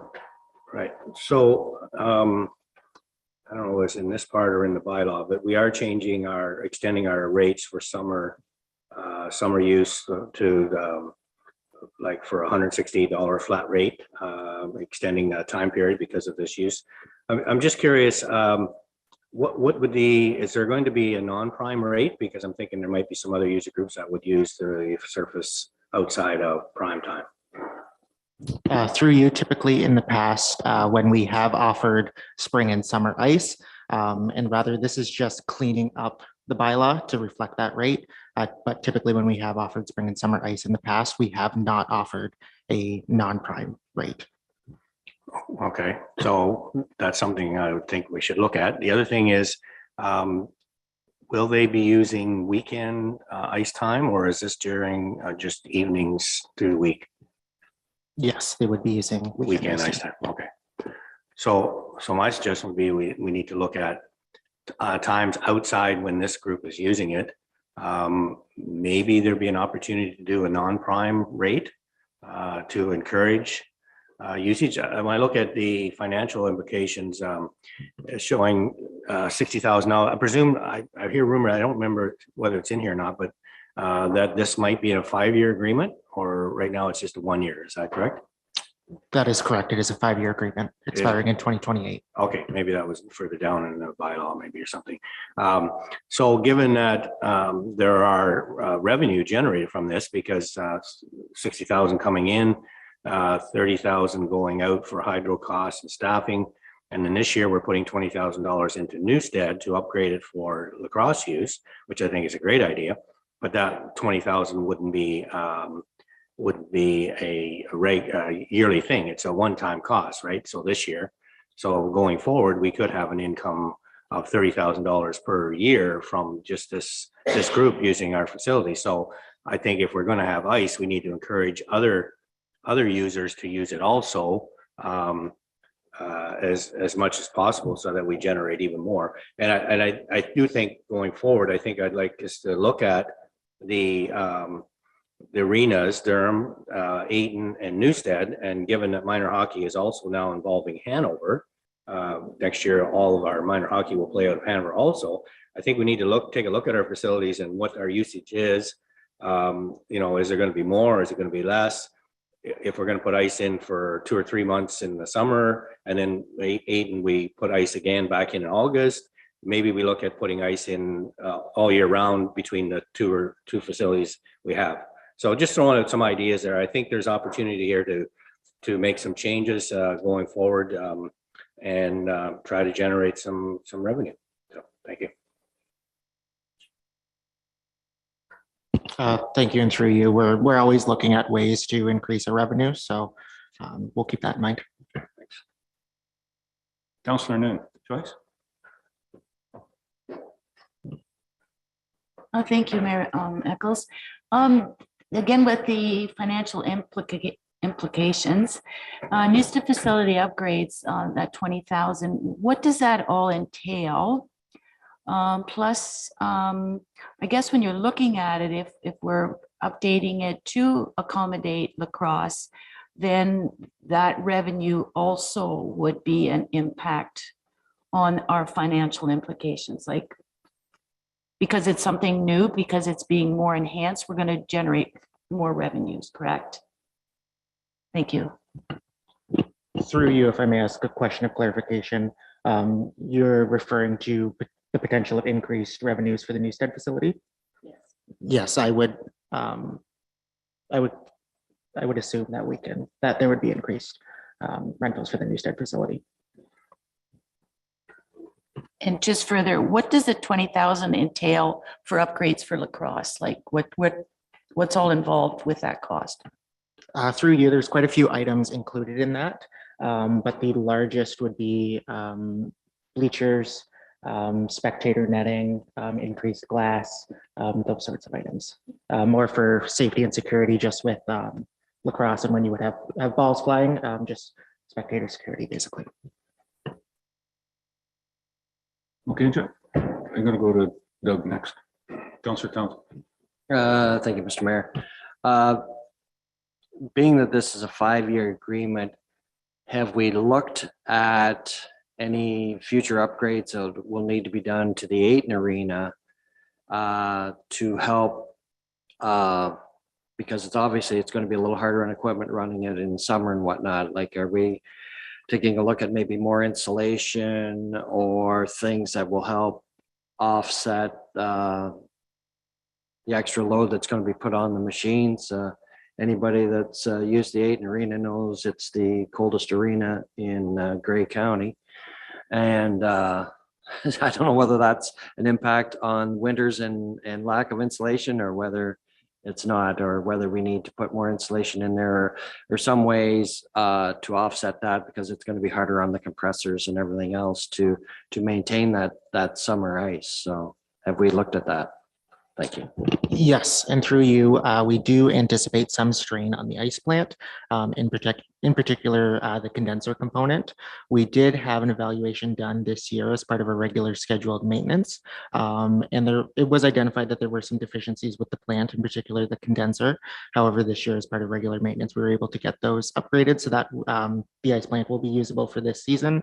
And we've earmarked either a major refurbishment or replacement to be included in the 2024 budget. So next year's budget cycle. Councillor Shea. Jeff? Thanks, Kevin. And thanks for the report, Cody.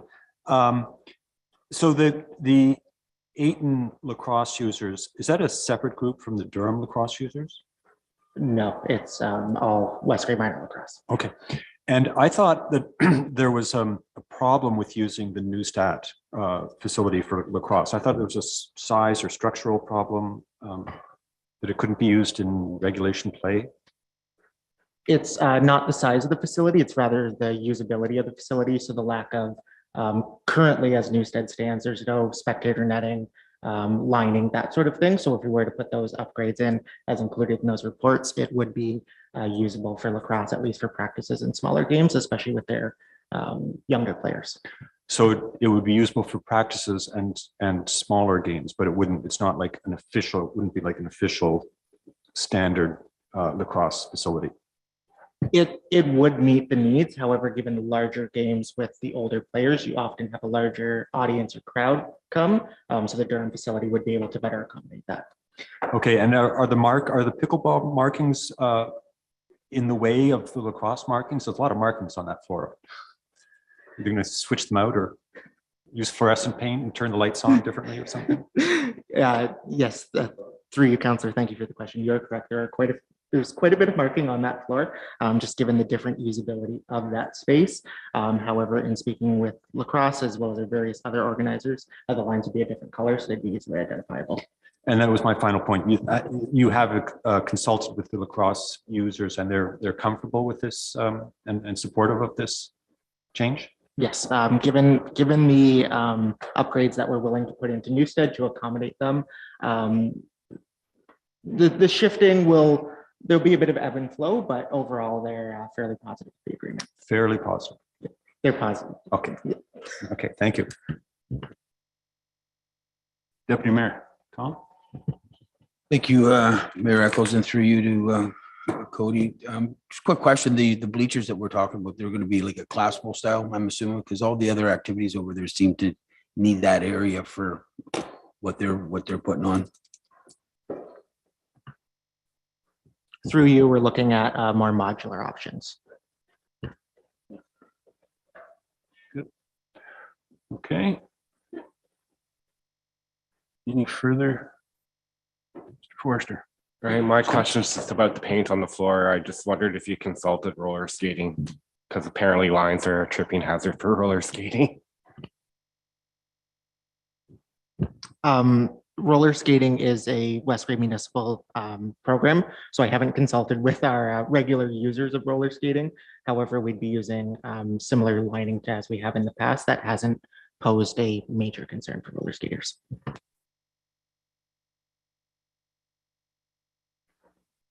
And the one advantage, if I could just make a comment from the chair, the one advantage of upgrading Newstead, of course, it doesn't have ice in it. It may allow the lacrosse season to be extended on both ends. Without any ice in, it allows lacrosse to start their season, not having to wait for the Durham Arena and in the past the Ayton Arena to have their ice out. They may even be starting and get more use from the Newstead Arena for that. So an added positive, I believe, in this. Okay. Recommendation is there that in consideration expand the ice availability of the Normandy Arena Complex. Council directs staff to bring forward by law to authorize the execution of an ice usage agreement with Quick Feet Hockey Inc. for the ice usage of the Normandy Arena Complex, and amend the fees and charges bylaw to change the primetime ice rental to October 1st to March 31st in the calendar year, and change the summertime ice period to April 1st to September 30th in the calendar year. Do I have a mover and seconder for that? Moved by Deputy Mayor Hutchison, seconder, Councillor Noon. Any further comments or questions on this? Councillor Noon. No, thank you. Just one other question. Normal practice at the Normandy Arena was that the ice usually went out the end of March, and the summer ice was, I believe, reinstalled for mid-July. Now with this new rental coming into play, and they're saying maybe the first part of June would also be used, would the ice still be removed from June till mid? I guess it would approximately be out a month. Will that practice still be done? Thank you.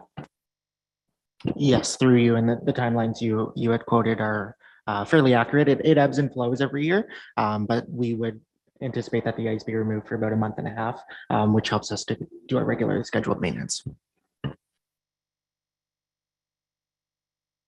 Anything further on the motion? Call the question. All those in favor? Any opposed? That is carried. Thank you very much, Cody.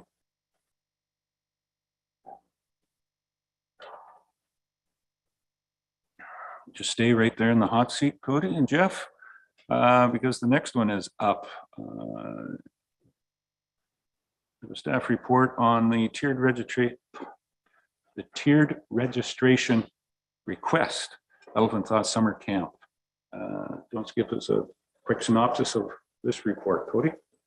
Thank you, and through you, again, fairly straightforward report in front of council. As you'll remember, at our last council meeting, council directed staff to investigate a tiered registration option, just given the popularity of the Elephant Thoughts camp. So we have proposed the tiered registration option is outlined in the report, but basically doing a day on weekend where West Bay residents and ratepayers would be able to attend to register their campers for the program. With that being said, the registrar of the program, or rather the parent, guardian, caregiver, would be able to enroll any children into the camp, provided that the registrar is a resident or ratepayer of West Gray. And at the time of registration, we would ask them to provide proof of residency status. Okay. Any questions or comments? Councillor Hutchison. Yeah, so I was one of the ones that brought this forward, and I'm pleased to see that we're accommodating one day in person. I think might create some problems for some people, but at least we're going to give it a try. I just wonder why we couldn't do some kind of online along with it. I know you mentioned Booking, and Booking, I find that booking software not very user friendly to many, and I've used it, but so I'm just curious why we couldn't maybe do one like even through a call in, take registrations. And you mentioned about a weekend. It's going to be a weekend, so there's going to be overtime for staff. Could we have not maybe done it like by phone call through regular office hours? So I don't know if you looked at any of those options, but just some way of opening up a little bit more, making it a little more user friendly.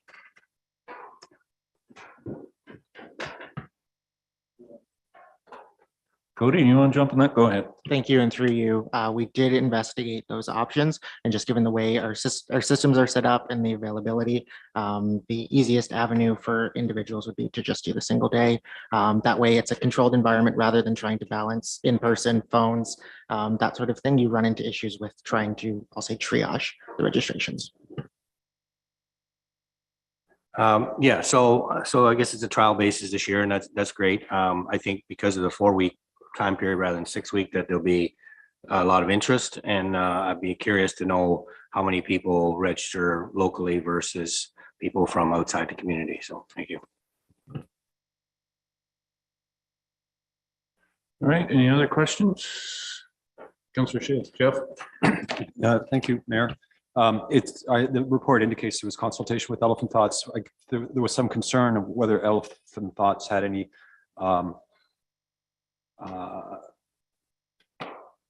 perspective on this. So I'm presuming they were on board and what was the word you said? Reasonably comfortable or? Thank you. And thank you. And through you, while Elephant Thoughts didn't love the idea of tiered registration, they were willing to work with us on the option, and this is agreeable to them. What was their objection? Quite honestly, through you, they service more areas than just West Grey.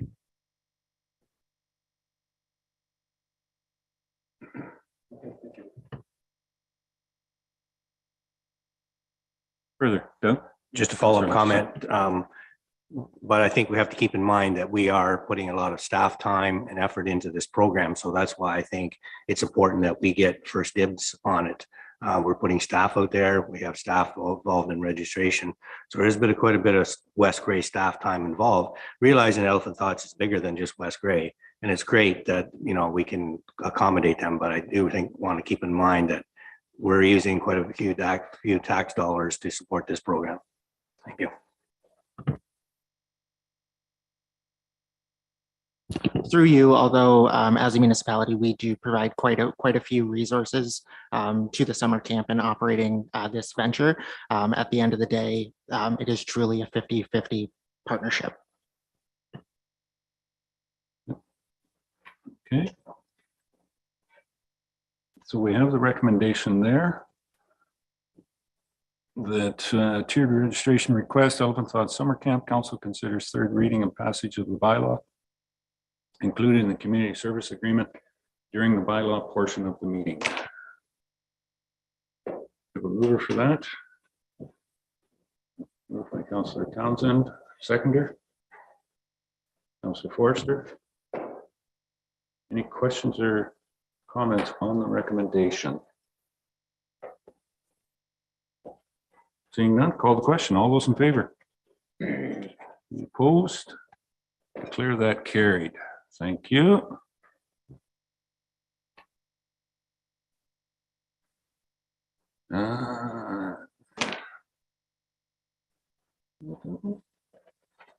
What's this one, isn't it? Okay. So I'm going to declare a conflict on the Community Service West Grey Durham Lions Dog Park request. And the reason for that is that I am president of the Durham Lions Club at this point in time. So I'm going to ask Deputy Mayor Tom, yours. I'm also declaring a conflict because I'm a user of the community gardens, which is impacted by this report. So. Okay, any other takers before we move on? And if so, we're gonna go, you can't do that. All right. Okay, well, thank you. All right, we are at 11.2.3 on the agenda, and it's community services, West Grey Durham Lions Dog Park request, and I believe this is back over to Cody again. Yes, still in the hot seat. This report in front of council is requesting use of the lands for the dog park as requested by the West Grey Durham Lions Club. Thank you. Comments or questions? And we'll go to Councillor Townsend. Go ahead, please. Thank you, Deputy Mayor. I know at the last meeting or when the Lions Club made the presentation, I believe it was Councillor Hutchinson that suggested maybe another location down around by the ball diamonds on the other side of the arena. Did we examine any other locations? And we have to be, I know the community gardens are established there right now. My concern with the dog park, and I've got nothing against the dog park, but we've got to make sure it's in the right location because we're going to upset some neighbors, I think, with dogs barking and carrying on. So a location down the other side of the arena, away from residential area, might be a better solution, or there may be another better solution within the town of Durham or immediately outside of it. Have we looked into other locations? Thank you. Yes, through you, we did look at quite a few different options with the Lions, and this was their preferred location. I did investigate behind the ball diamonds, and that would involve a lot more land clearing, that sort of thing. And just given the space use, the Lions were preferred to move to the pre-established location. Follow up, Councillor Townsend. Again, given the location where it is on the east side of the arena and by some houses and residential there, I can see us having noise complaints with residents. So I'm not convinced that that's the overall best space for it, and not knowing how much land needs to be cleared on the other side, that might be something that we could look at. Just my suggestions. Thank you. And I did see your hand, Councillor Hutch. Go ahead. Yeah, so again, I'm a little disappointed that we made a recommendation and fully involve our garden users, which we've heard from today, being that they're the ones that are expected to move. So my suggestion, as they had suggested, is that we keep the gardens where they are this year, because we're soon be into a growing season. And we investigate what the best location, either if the gardens are going to be moved or if the dog park, if there's a better spot. I do think that that's not the ideal location for a dog park, that there might be somewhere better. But even across the road, like even if we can make it work, that the garden space is moved across the road, which is the south side of the Durham, the furniture factory parking. They park at the north end of that section.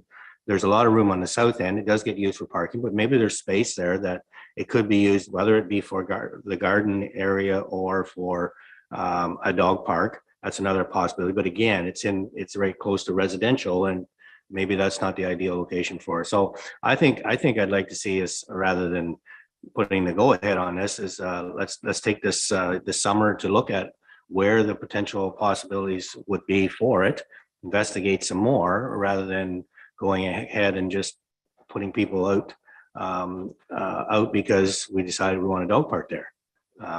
And there are people in that area that use that community gardens, and maybe to move it to another area, we're going to lose them. We're going to maybe they aren't going to use it.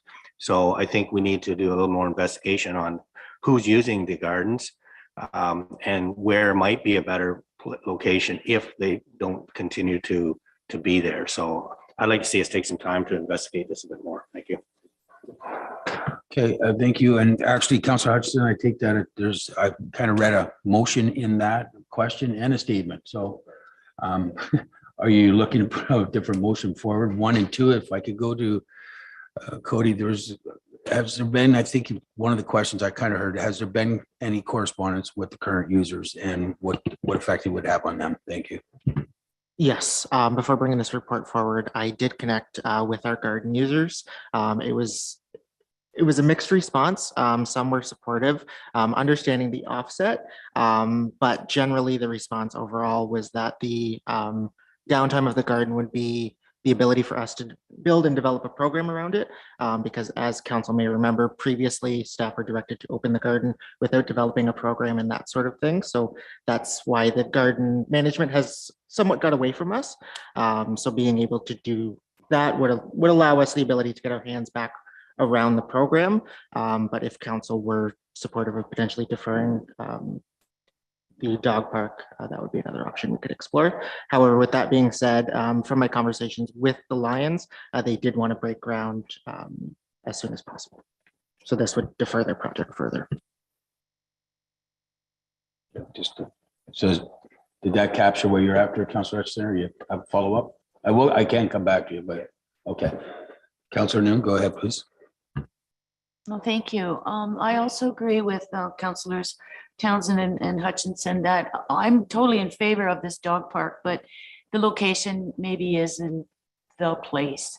I'm not sure, like with all the land with the police building, but if it would back on, like say if there was room at the back of that land, but then again, it butts up to a residential area. So it was just a thought of another location. And the other two, how much work would be involved down at the ballpark to accommodate the dog park there? If the Lions really want to move forward with this project, and I'm sure they could make it work if they would agree to it. But I mean, to me, I think they're just looking for a place to accommodate this extra need from the community. So moving forward, I agree that the current location isn't the best location. Thank you.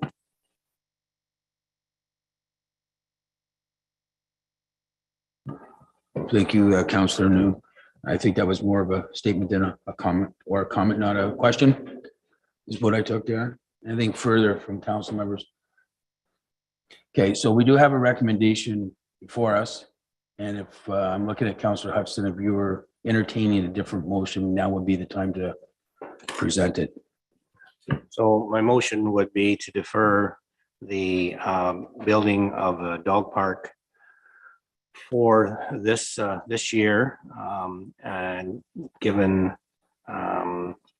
time for the garden community to look at other possibilities, or the dog park to look at other possibilities. Just a year to investigate further, put it that way.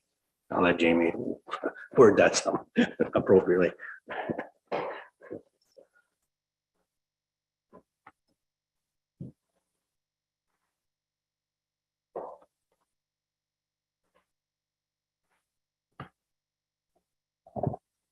Through Deputy Mayor to Councillor Hutchinson, I think what I gathered from that is what you're suggesting is you'd like, you don't want the dog park to move forward at this time because you want staff to be able to work with the garden user group and the Lions to potentially find alternate locations for either of them to find the best outcome. So I think what might be best here is, rather than just, if I may tweak your motion slightly, is that council directs staff to work with the community garden group users and the Durham Lions to investigate alternate options for locations for both of their venues. Okay, you good with that, Councillor Hutchinson, that motion? And Councillor Townsend, you're going to second that? Okay, comments or question on the motion before us? Okay, seeing none, so we'll call the vote on the motion presented by Councillor Hutchinson. All those in favor, you can raise your hand. I see all members are in favor. There's none opposed, so that motion is carried.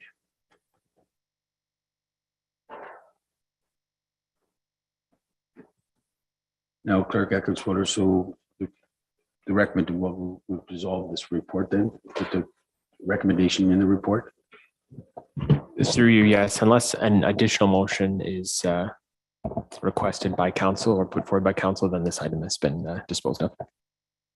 So we're all clear on that. So the recommendation on the report, the motion presented by Councillor Hutchinson, seconded by Councillor Townsend, is the motion we've used on this one. And this report will come back to us through a staff report. So calling Mayor Eccles.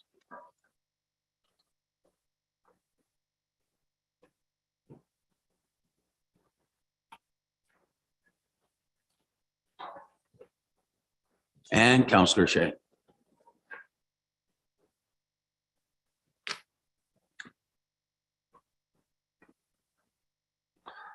So Mayor Echoes, we completed 11.2.3 community services, the Durham Lions Park. That puts us to item number 12 on the agenda, and I will transfer the chair back. Thank you.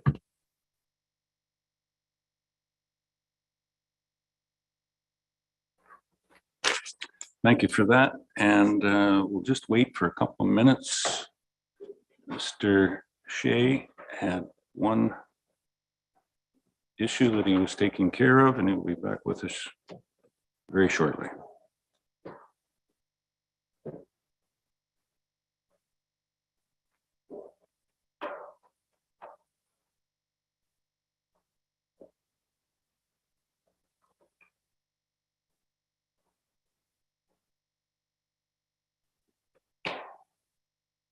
Can you hear? Crickets. Something that's very odd at a council meeting.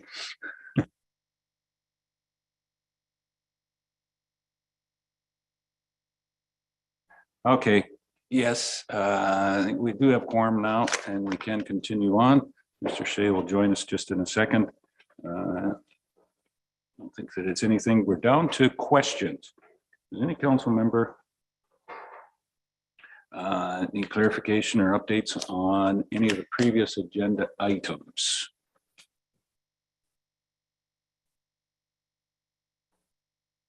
Seeing none, I will make could make an exemption for Councillor Shea if he comes in slightly late, but in the essence of time, let us move on.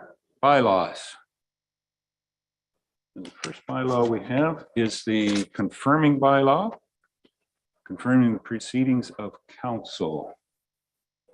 We have a mover and a seconder. Moved by Deputy Mayor, seconder, Councillor Townsend. Any questions or comments on that? Call the question. All those in favor? Only opposed? That's carried. All right. Bylaw number 2023-018 is the Elephant Flats Community Services Agreement for 2023. Do we have a mover of that bylaw for the second and third? Moved by Councillor Forrester, seconder, Councillor Hutchison. Any questions or comments on the bylaw? Councillor Hutchison. Just a couple quick questions. The $10 per day per participant. So I'm just curious about that. So obviously we're subsidizing the participants plus Elephant Thoughts is subsidizing it. It looks like 50% each. Is that correct? Is that how they're paying $10, but we subsidize the cost, right? Through you, I'm a little bit confused on the question that you're asking. Are you asking that basically the participant pays $10 a day and we subsidize the rest of? Yes, the actual cost of the program, right? The program, there is no payment for the difference between $10 a day program to a standard program. But we're hiring staff, are we not, for the program? Elephant Thoughts runs the program solely this year. So we're not hiring any staff? I thought we said that we were hiring 4 staff. We're not hiring 4 staff for the Elephant Thoughts program. We're not, okay. So, yeah, so anyways, there's a $10 per day for the campers. So obviously somebody's subsidizing. So in this case, Elephant Thoughts is subsidizing some of the fees for the participants, correct? Yes, through grants that we're able to stack for the program, it is subsidized. Okay, so maybe that's where my question is. Where's the other money coming from? Like, yes, I mean, it doesn't run itself for free. Yes, right? Absolutely. Okay. And then the other thing in this chart, I'm just wondering about the date on here. It's got program registration, program in the middle, participant program registration, West Grey, August 18th, 2023. Is that right? That's a deadline. August 18th. That would be when the program would most likely conclude. It says registration though, on the chart. And then also under program planning and delivery, it does say August 18th there. So maybe it's just that that shouldn't be August 18th under program registration. I don't know. Just, Yes. It seemed confusing to me. That is an error in the bylaw then. The registration date should state basically a current date. So if we Yeah. want to just set it as the Yeah. date of the passing of the bylaw, Yeah. that would be sufficient. You haven't set that 1 day registration date yet, right? For the, Not as of yet. We'll be working Right. with staff to determine the best available date. okay, thank you.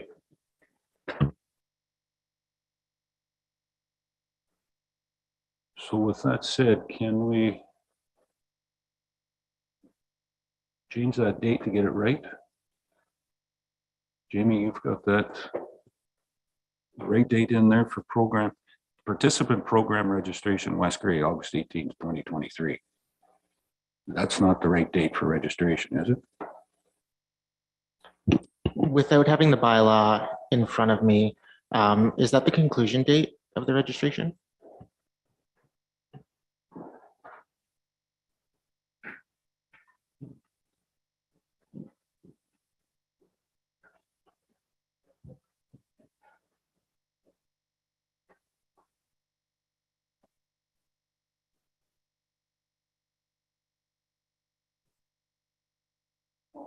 It's on page 1.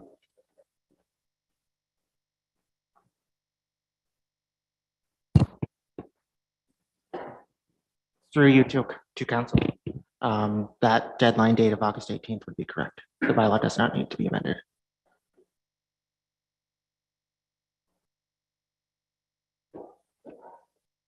Because that would be the end of the program.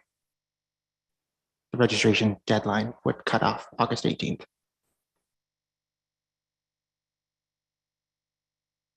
So you can register right up like till the last day of the, Potentially if there was space.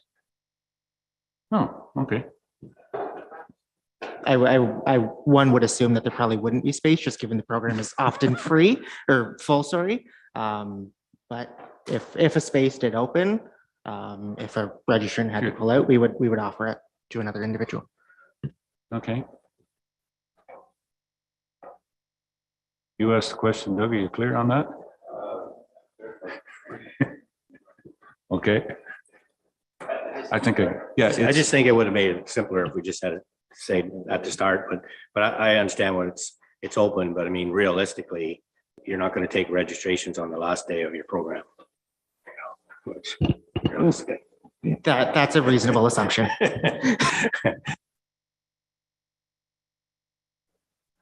Any other questions on the?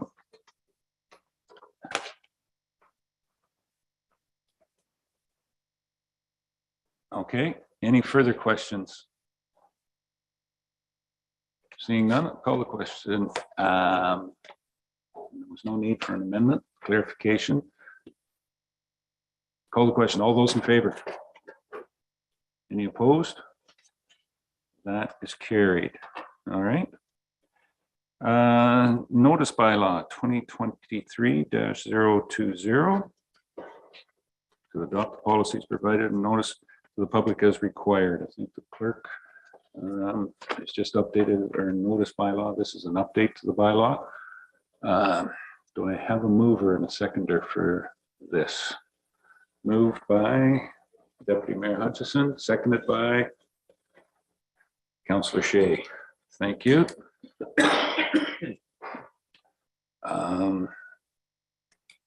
Any questions or comments on the notice bylaw?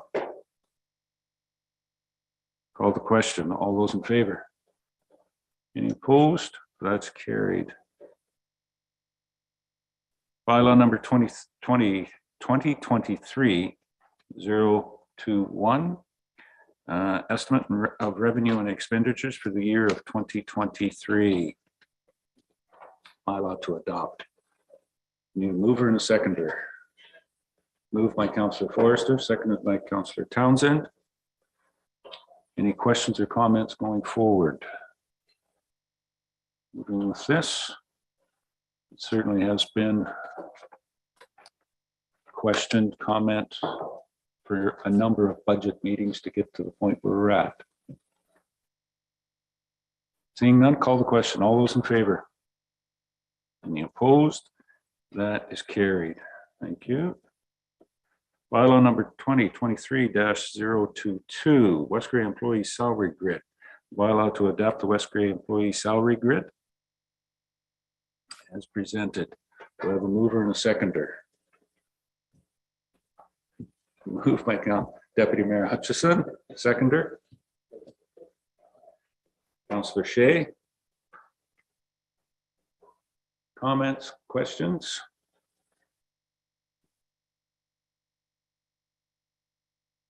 That's good. All those in favor? Any opposed? That is carried. Bylaw number 2023-023, council remuneration bylaw. Bylaw set the remuneration expenses for members of council of the municipality of West Grey. Do I have a mover and a seconder for this bylaw? Councillor Townsend and Councillor Hutchison. Thank you. Any further questions or comments on this bylaw? Call the question. All those in favor? That is carried. Conferences and seminars bylaw 2023-024. Establish a conference and seminar professional development policy for council and staff in the municipality of West Grey. This one come out of budget. Do I have a mover and a seconder for this one to be read for second and third time? Moved by Councillor Forrester, seconded by Deputy Mayor Hutchison. There's no extra pay for moving and seconding motions. Just saying, but thank you for letting it move in the process on. Any questions or comments on this? Councillor Noon, Joyce?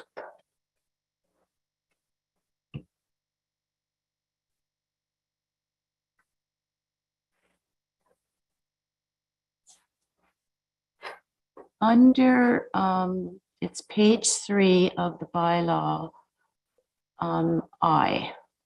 number 2, section I. Employees are required to submit a completed expense sheet with receipts attached outlining any pertinent information to the allocation of the expenses noted. A maximum of $10 per day shall be paid for incidental charges with receipts. What does that, I just wanted clarification what those initial charges would be. Thank you. The initials and the incidentals? Typically, we don't see very much, but as an example, if you had long distance charges on a phone because you were calling the office, you know, from a conference, those charges would be incidental, but we would need the receipt as an example.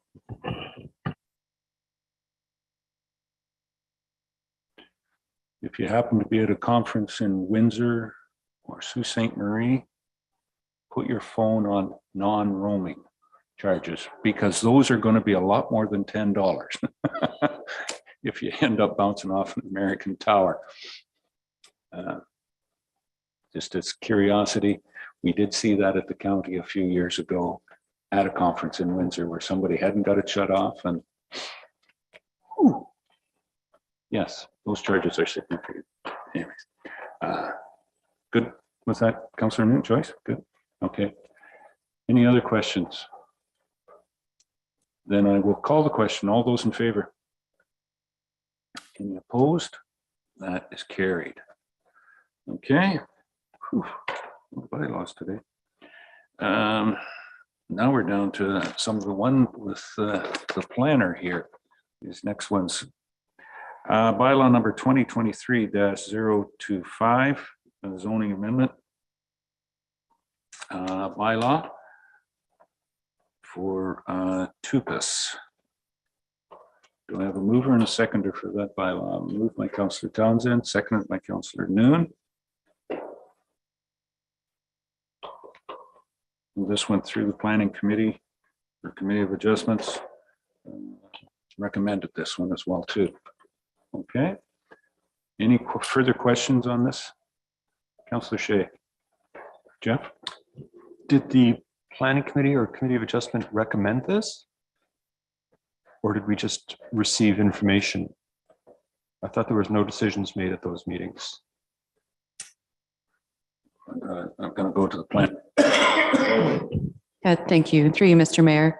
So it went to a public meeting in front of council. At no point in time was a decision made. This is the decision-making point for the application. So there was no recommendation? Just the recommendation that you're seeing today in the planning report. Your recommendation? My recommendation, Right. nothing coming from council at that point in time during the public meeting. Okay, just clarifying. Thank you. Yep, thank you.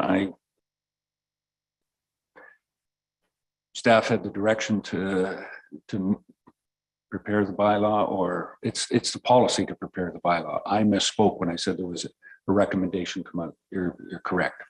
But there was nothing in that needed follow up to get it to this point today, because that's where I'm going. But thank you, Jeff. Clerk. Through Mayor, yes, I was just going to clarify that at that public meeting took place in the afternoon. Later on in the evening, we had a regular council meeting where the planner's report was presented and council provided direction to bring forward that bylaw that's here before you today.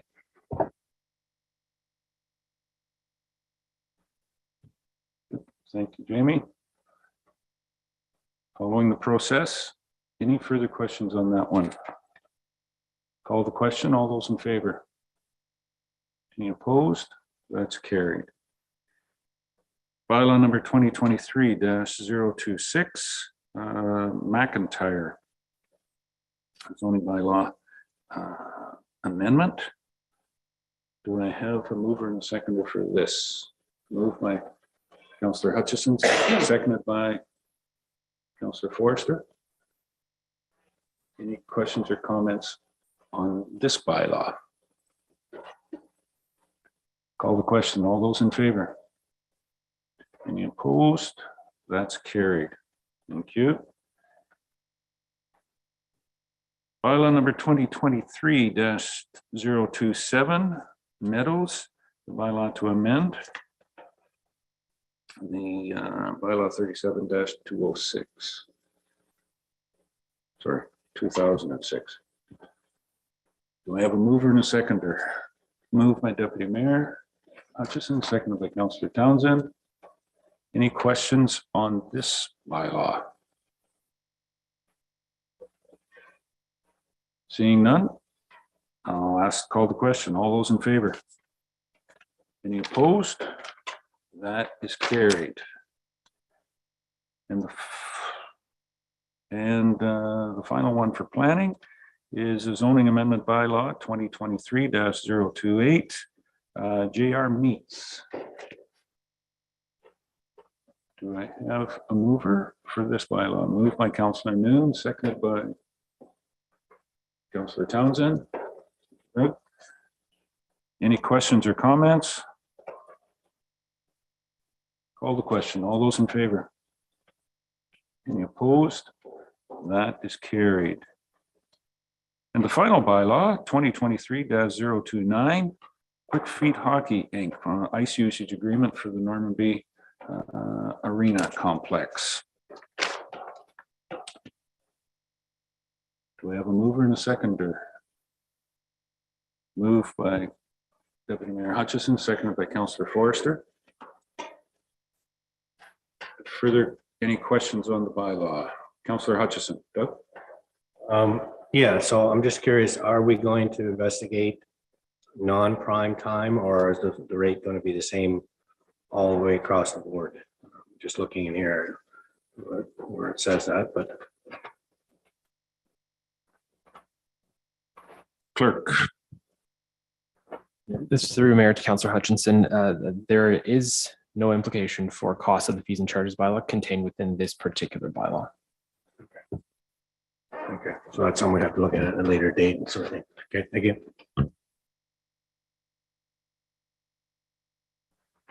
Follow up with experiences and whatnot before we, what we have with that. Okay. Any further questions on that? Councillor Noon, Joyce? Well, thank you. The payments, the $10,000 deposit, is that held for the 5 years, or is that just just to the initial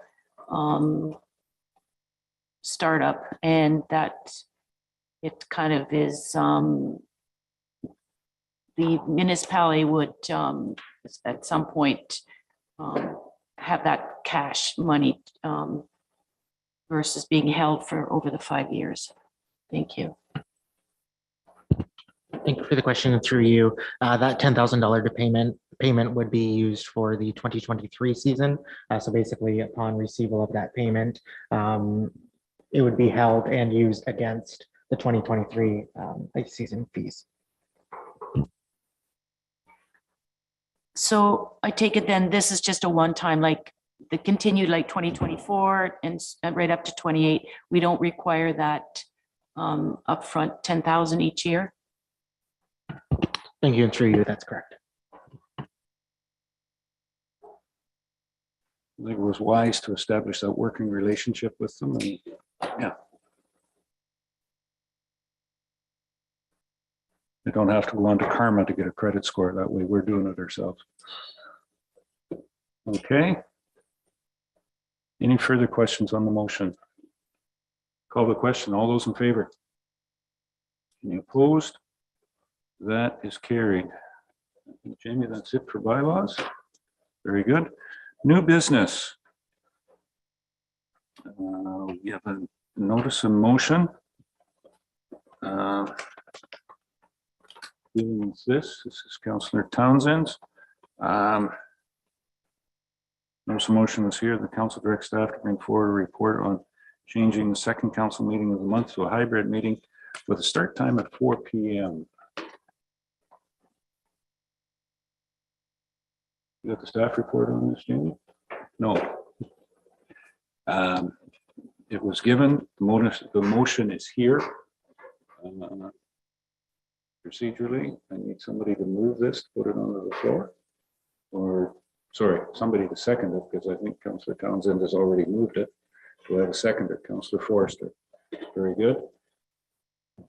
Comments, questions? Deputy Mayor Hutchison, Tom? Thank you, Mayor Eccles. I just have a couple, with a statement, maybe a question, but for starters, one of the concerns I have with 4 o'clock start is that we will run into a mandatory staff break. I'm assuming while CAO could speak to that, I'm sure by probably, I'm going to assume by 6 o'clock, there would have to be a mandatory, if I could ask that question. Through Miracles, the ESA dictates a half-hour break after 5 hours of continuous work. So depending when staff start, there would be a requirement somewhere to have a break. Yeah.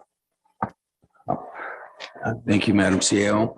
So that's one question. The other question I have is, so the recommendations for a hybrid, I don't, you know, we're going to probably, anybody that's doing a delegation, I guess, is more of a comment here.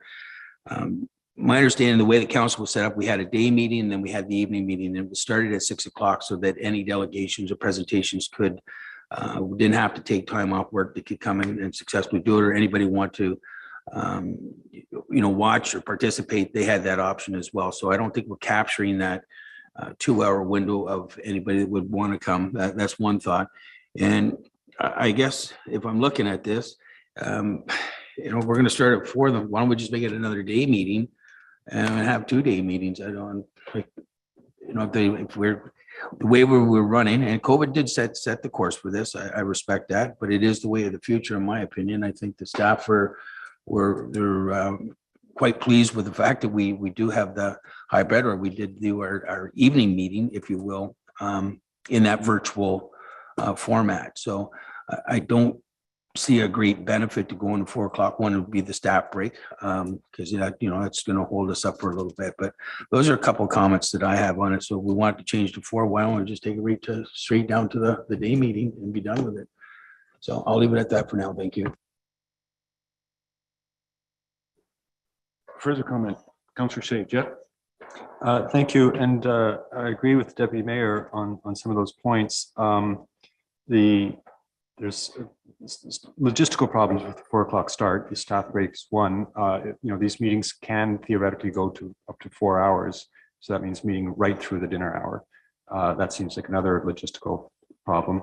The part of the reason for having an evening meeting was for people to attend who have jobs and work and would like to attend council meetings, but find it easier to come outside of regular working hours. So I think the idea of shifting it to 4 sort of defeats that purpose. And I would like us to continue keeping it at 6. As for being a hybrid meeting, I think our evening meetings are currently described as hybrid, are they not? Or they're just for totally online? Oh, Jamie, do you want to? Nope, you don't want to comment on that. The CEO wants to comment on that.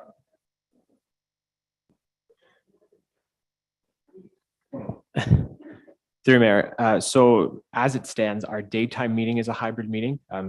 Staff have the option to join virtually if they can't be here in person for one reason or another. Our evening meeting is strictly remote, so there is no hybrid option.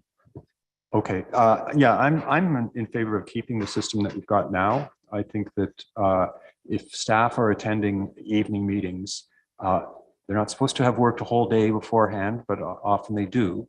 I think there's a lot of convenience to being able to attend from home.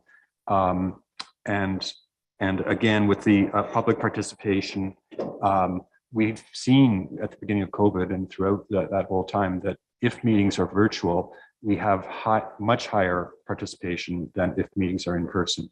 We had a very potentially contentious issue about a public meeting today debating the budget. And there was very little input from the public. There were probably half the people here were here to hear about budget, maybe less, but there were 23 people participating online. So I think that the online participation is actually strengthening public participation, and I would like us to see us continue as we have been doing currently. Thank you. Okay, anything further? Councillor Hutchison, good. Yeah, so my thoughts on this are, I'm not sure if the 4 o'clock start really does anything for us. For the working average person, they're probably going to be done work at 5, or even if they're done at 4, it's going to be a rush to get here for a 4 o'clock meeting. So at least by 6 o'clock, they could potentially get here and still have something to eat before they get here. So I'm not sure what the 4 o'clock really helps us any. I don't have a problem with having the in-person meeting if it was during the summertime. But I think in the wintertime, it's sure nice to be able to stay at home, sit on your computer, do your meeting and not have to worry about getting home through a storm or staff driving or whatever. It does make a recommendation that we're going to ask the staff to bring back a report. So I'm curious to see what the staff might have to say on this. I prefer the 6 o'clock start, whether we do in person in the summertime and online in the wintertime. I could live with that, but I'd be interested to see where the staff are on this. So I'll leave it at that. Councillor Noon. Joyce? Thank you. I too am in favor of having hybrid meeting in-house. Only the reason I let the interaction when we're together, when there's closed sessions, I'm not certain how those would be held. Delegations, I like to see the people. I think the interaction is just better in public than it is virtual. I know the motion's already put in place for 4 o'clock, but what about if we move it up to even a 2 o'clock afternoon meeting? I look at it, the public, if they're really genuinely wanting a delegation and wanting to bring something to council's attention, whether they work or not in the working force, they'll be in attendance at a meeting. Thank you. Okay. Anything else? Councillor Townsend, good. Thank you, Mr. Mayor. Yeah, the purpose of my motion, again, to what Councillor Noon was saying, I just find in-person meetings so much better with the people in attendance and making the presentations. You can get a better a better gist of the issues, body language and all that other stuff. The 4 o'clock start, I thought it's what a lot of our neighboring municipalities are doing. A lot of other municipalities are doing or went with a 4 p.m. start.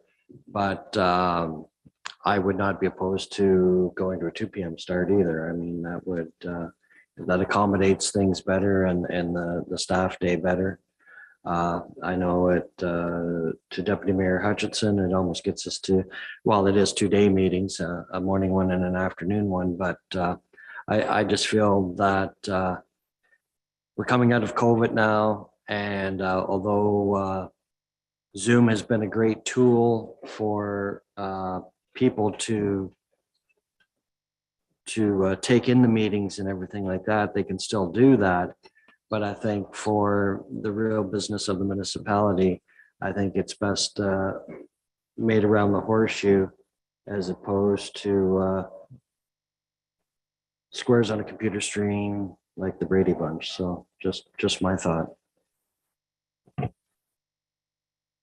Okay, anything further? Yeah, Deputy Mayor Hutchison. Just a quick follow-up, and I'm not trying to play this, but I would just like you to look at the chambers right now. So I just thought I'd bring that to kind of, you can see how full it is. The public was here for their portion of what they were interested in. And then this is what quite often what we see. And I know prior to that in the last term, and I will say quite strongly that we had very minimal turnout in the evenings, just so everybody's aware. I was wondering, Mr. Mayor, if we call the vote on this, please. All right, got a request to call the vote. So on the motion. Well, there's not a point of order when the vote has been, yeah, when it's been called for. Nothing else. Mr. What would that be? My understanding that a request to call the vote needs to be voted on. The request to call the vote itself is a motion. I'm gonna look at my clerk, as he's the one that. Through Mary, yes, that is correct. So in this case, to call the vote and shut down debate, a seconder would be required. That would have to be voted on prior to then proceeding to.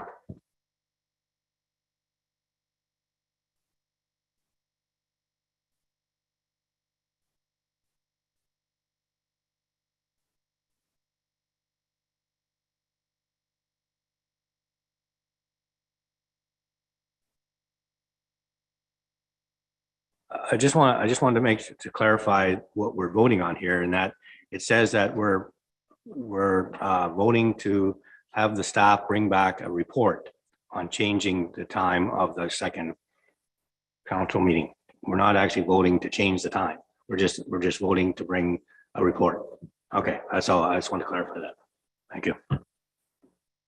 That is my fully understood. Yep, what I'm understanding here, yes. Okay. And through the debate, I think that staff will work through it.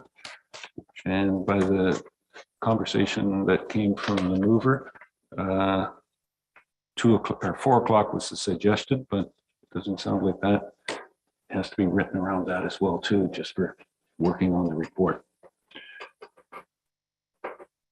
Clerk, Jamie.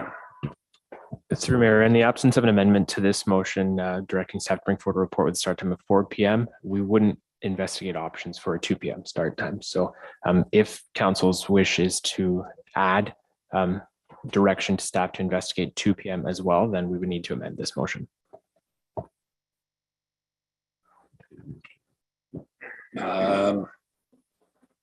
Hybrid meeting with start time of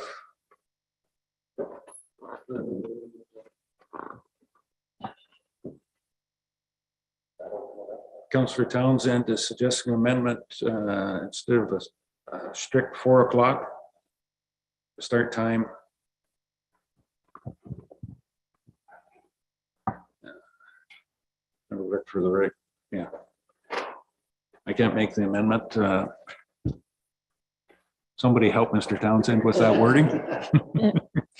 Councillor Forrester wants to jump in. Go I ahead. recommend that we change it to afternoon from 4 o'clock. The start time Correct. in the PM. Okay. Mr. Forrester has made that amendment. Do I have a seconder for that amendment? Councillor Townsend. Very good. Okay, as the amendment. That's what we're going to be voting on here. Is there any questions or comments on the amendment up to the PM? Councillor Hutchison, go ahead, Doug. I'd like to make it more open than that if we could, but I mean, I'd make another amendment. But have the staff to look at changing the time of the second meeting, so that if it's later in the day, early in the day, maybe it's 9 o'clock, as the deputy mayor said. So I would like to leave them the option of looking at changing the times, and maybe they'll come back to us and say, no, leave it the way it is. I don't know, but I'm just saying, give them the option to change the time.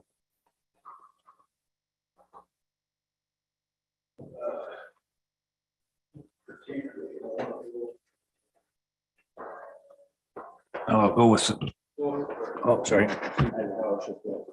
Through Mayor, these are matters that make my head hurt a little bit, so bear with me.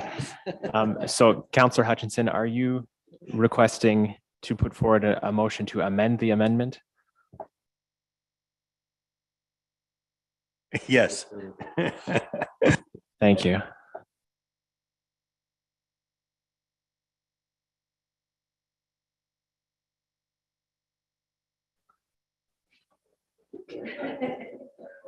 have you got that wording, Jamie? Through Mayor to members of council, just bear with me for one moment.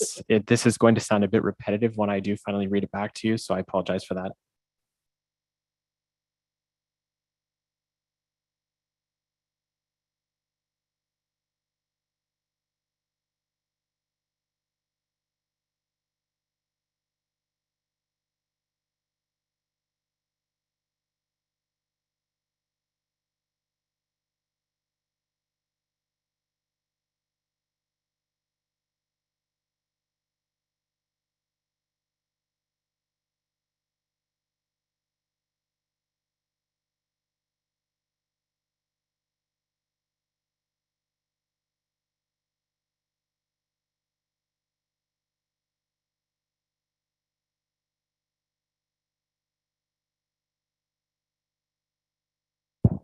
So through Mayor to Councillor Hutchison, just for clarification, you wanted it changed to direct staff to investigate options for any time of the day? Is that? Okay.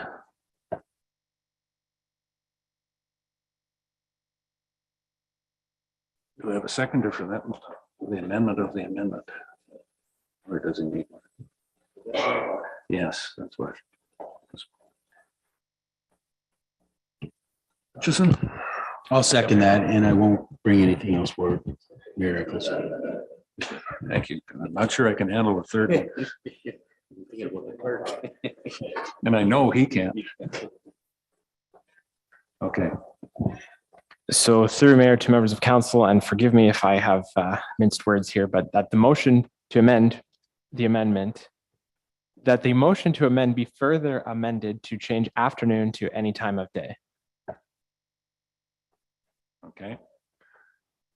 So voting on the any time of day, put into the amendment.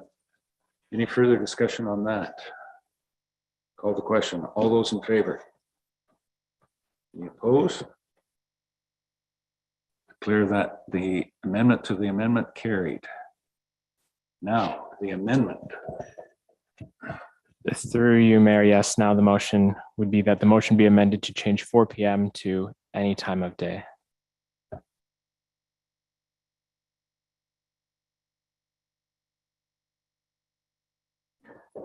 Any further discussion on that amendment?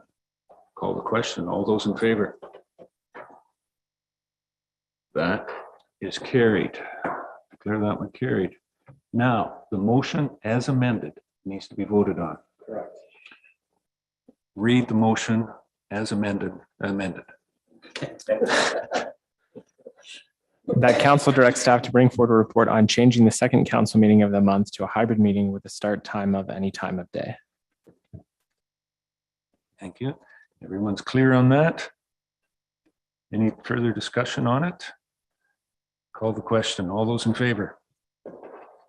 Any opposed? So noted. That is carried. All right.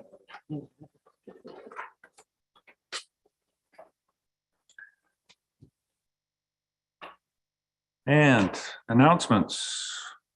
Jamie, please.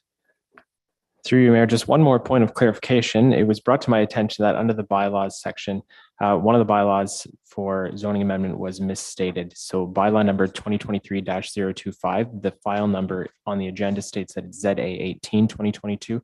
That is incorrect. It's actually ZA 23 2022.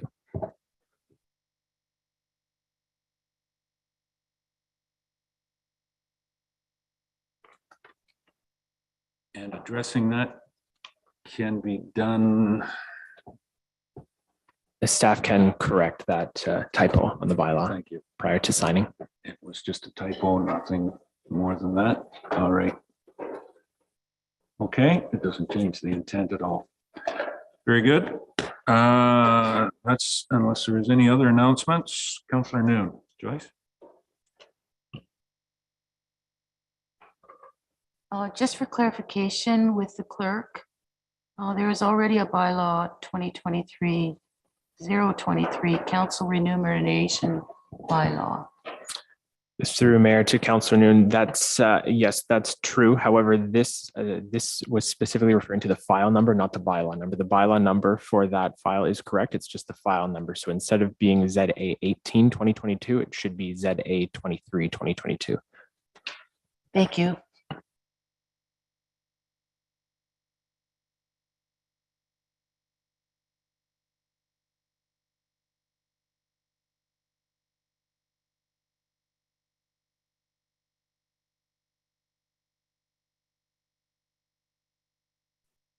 Sorry, we do have a closed session as noted on the agenda. And I would take a motion to move into closed session.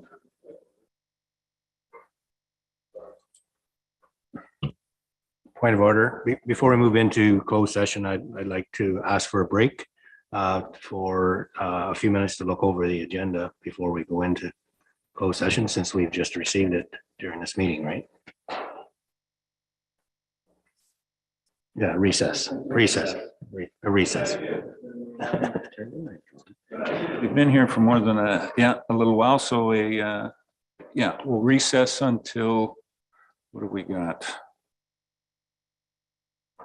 6 minutes till 12 o'clock. Good at that at 12? All right. Try and be back in 6.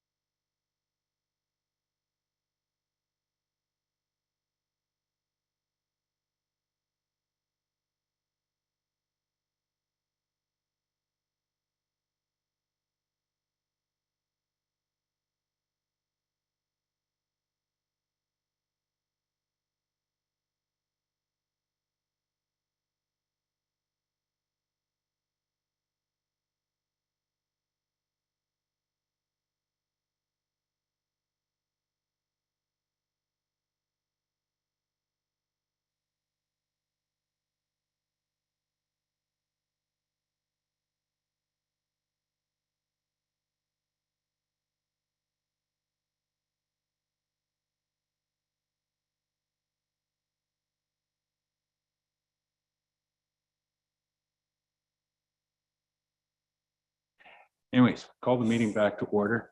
One thing, noting the time, and in essence, we do have in the procedural bylaw to extend council for a half hour, I believe it is, Jamie. And we're going into closed session, and I don't know where the discussion is going to go with the closed session, the length of presenting this material. Just to be on the safe side, I would like to take a motion to extend council for that half hour. Not that I hope that we don't need it, but that we don't have to come out of close to do that. Moved by the deputy mayor, seconder, Councillor Townsend. Thank you, Doug. That we extend, if the need be, we can extend council for an extra half hour in accordance with the procedural bylaw. Moved and seconded. Call the question. All those in favor? Any opposed? That's carried. Okay. I need a motion then to go into closed session to discuss these matters. Moved by Councillor Forster. There we go. Okay. Through Mayor, just to clarify the motion, it's that council now moving to closed session to consider minutes of the closed session of the regular council meeting held on February 7th, and 6 matters regarding a proposed or pending disposition of land by the municipality and a position plan, procedure, criteria, or instruction to be applied to any negotiations carried on or to be carried on by or on behalf of the municipality respecting municipal lands. Okay, thank you. Scott? Still moves that? Seconder? Councillor Shea? Any discussion on going into closed session?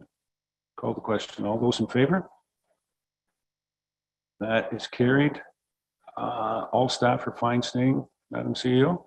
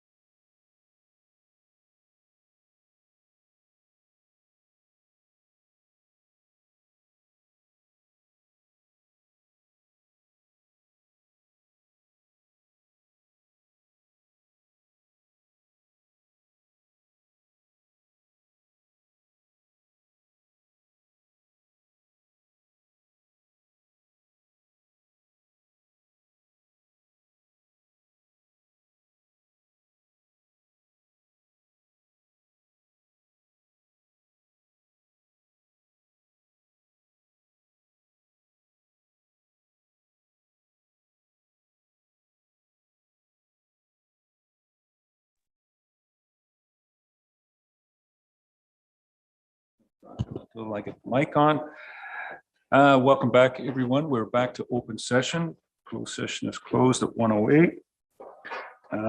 Reporting during closed session of council, the minutes of February 17th closed session meeting, and discuss 6 matters regarding proposed or pending disposition of land by the municipality and a position, plan, procedure, criteria, or restrictions to be applied to any negotiations carried on or to be carried on by or on behalf of the municipality respecting municipal lands, and direction was provided to staff. That is my closed session report. And I believe that is finished up the business on the agenda, Jamie. We will adjourn the meeting with business, all business done on the agenda. We will stand adjourned at 1:10.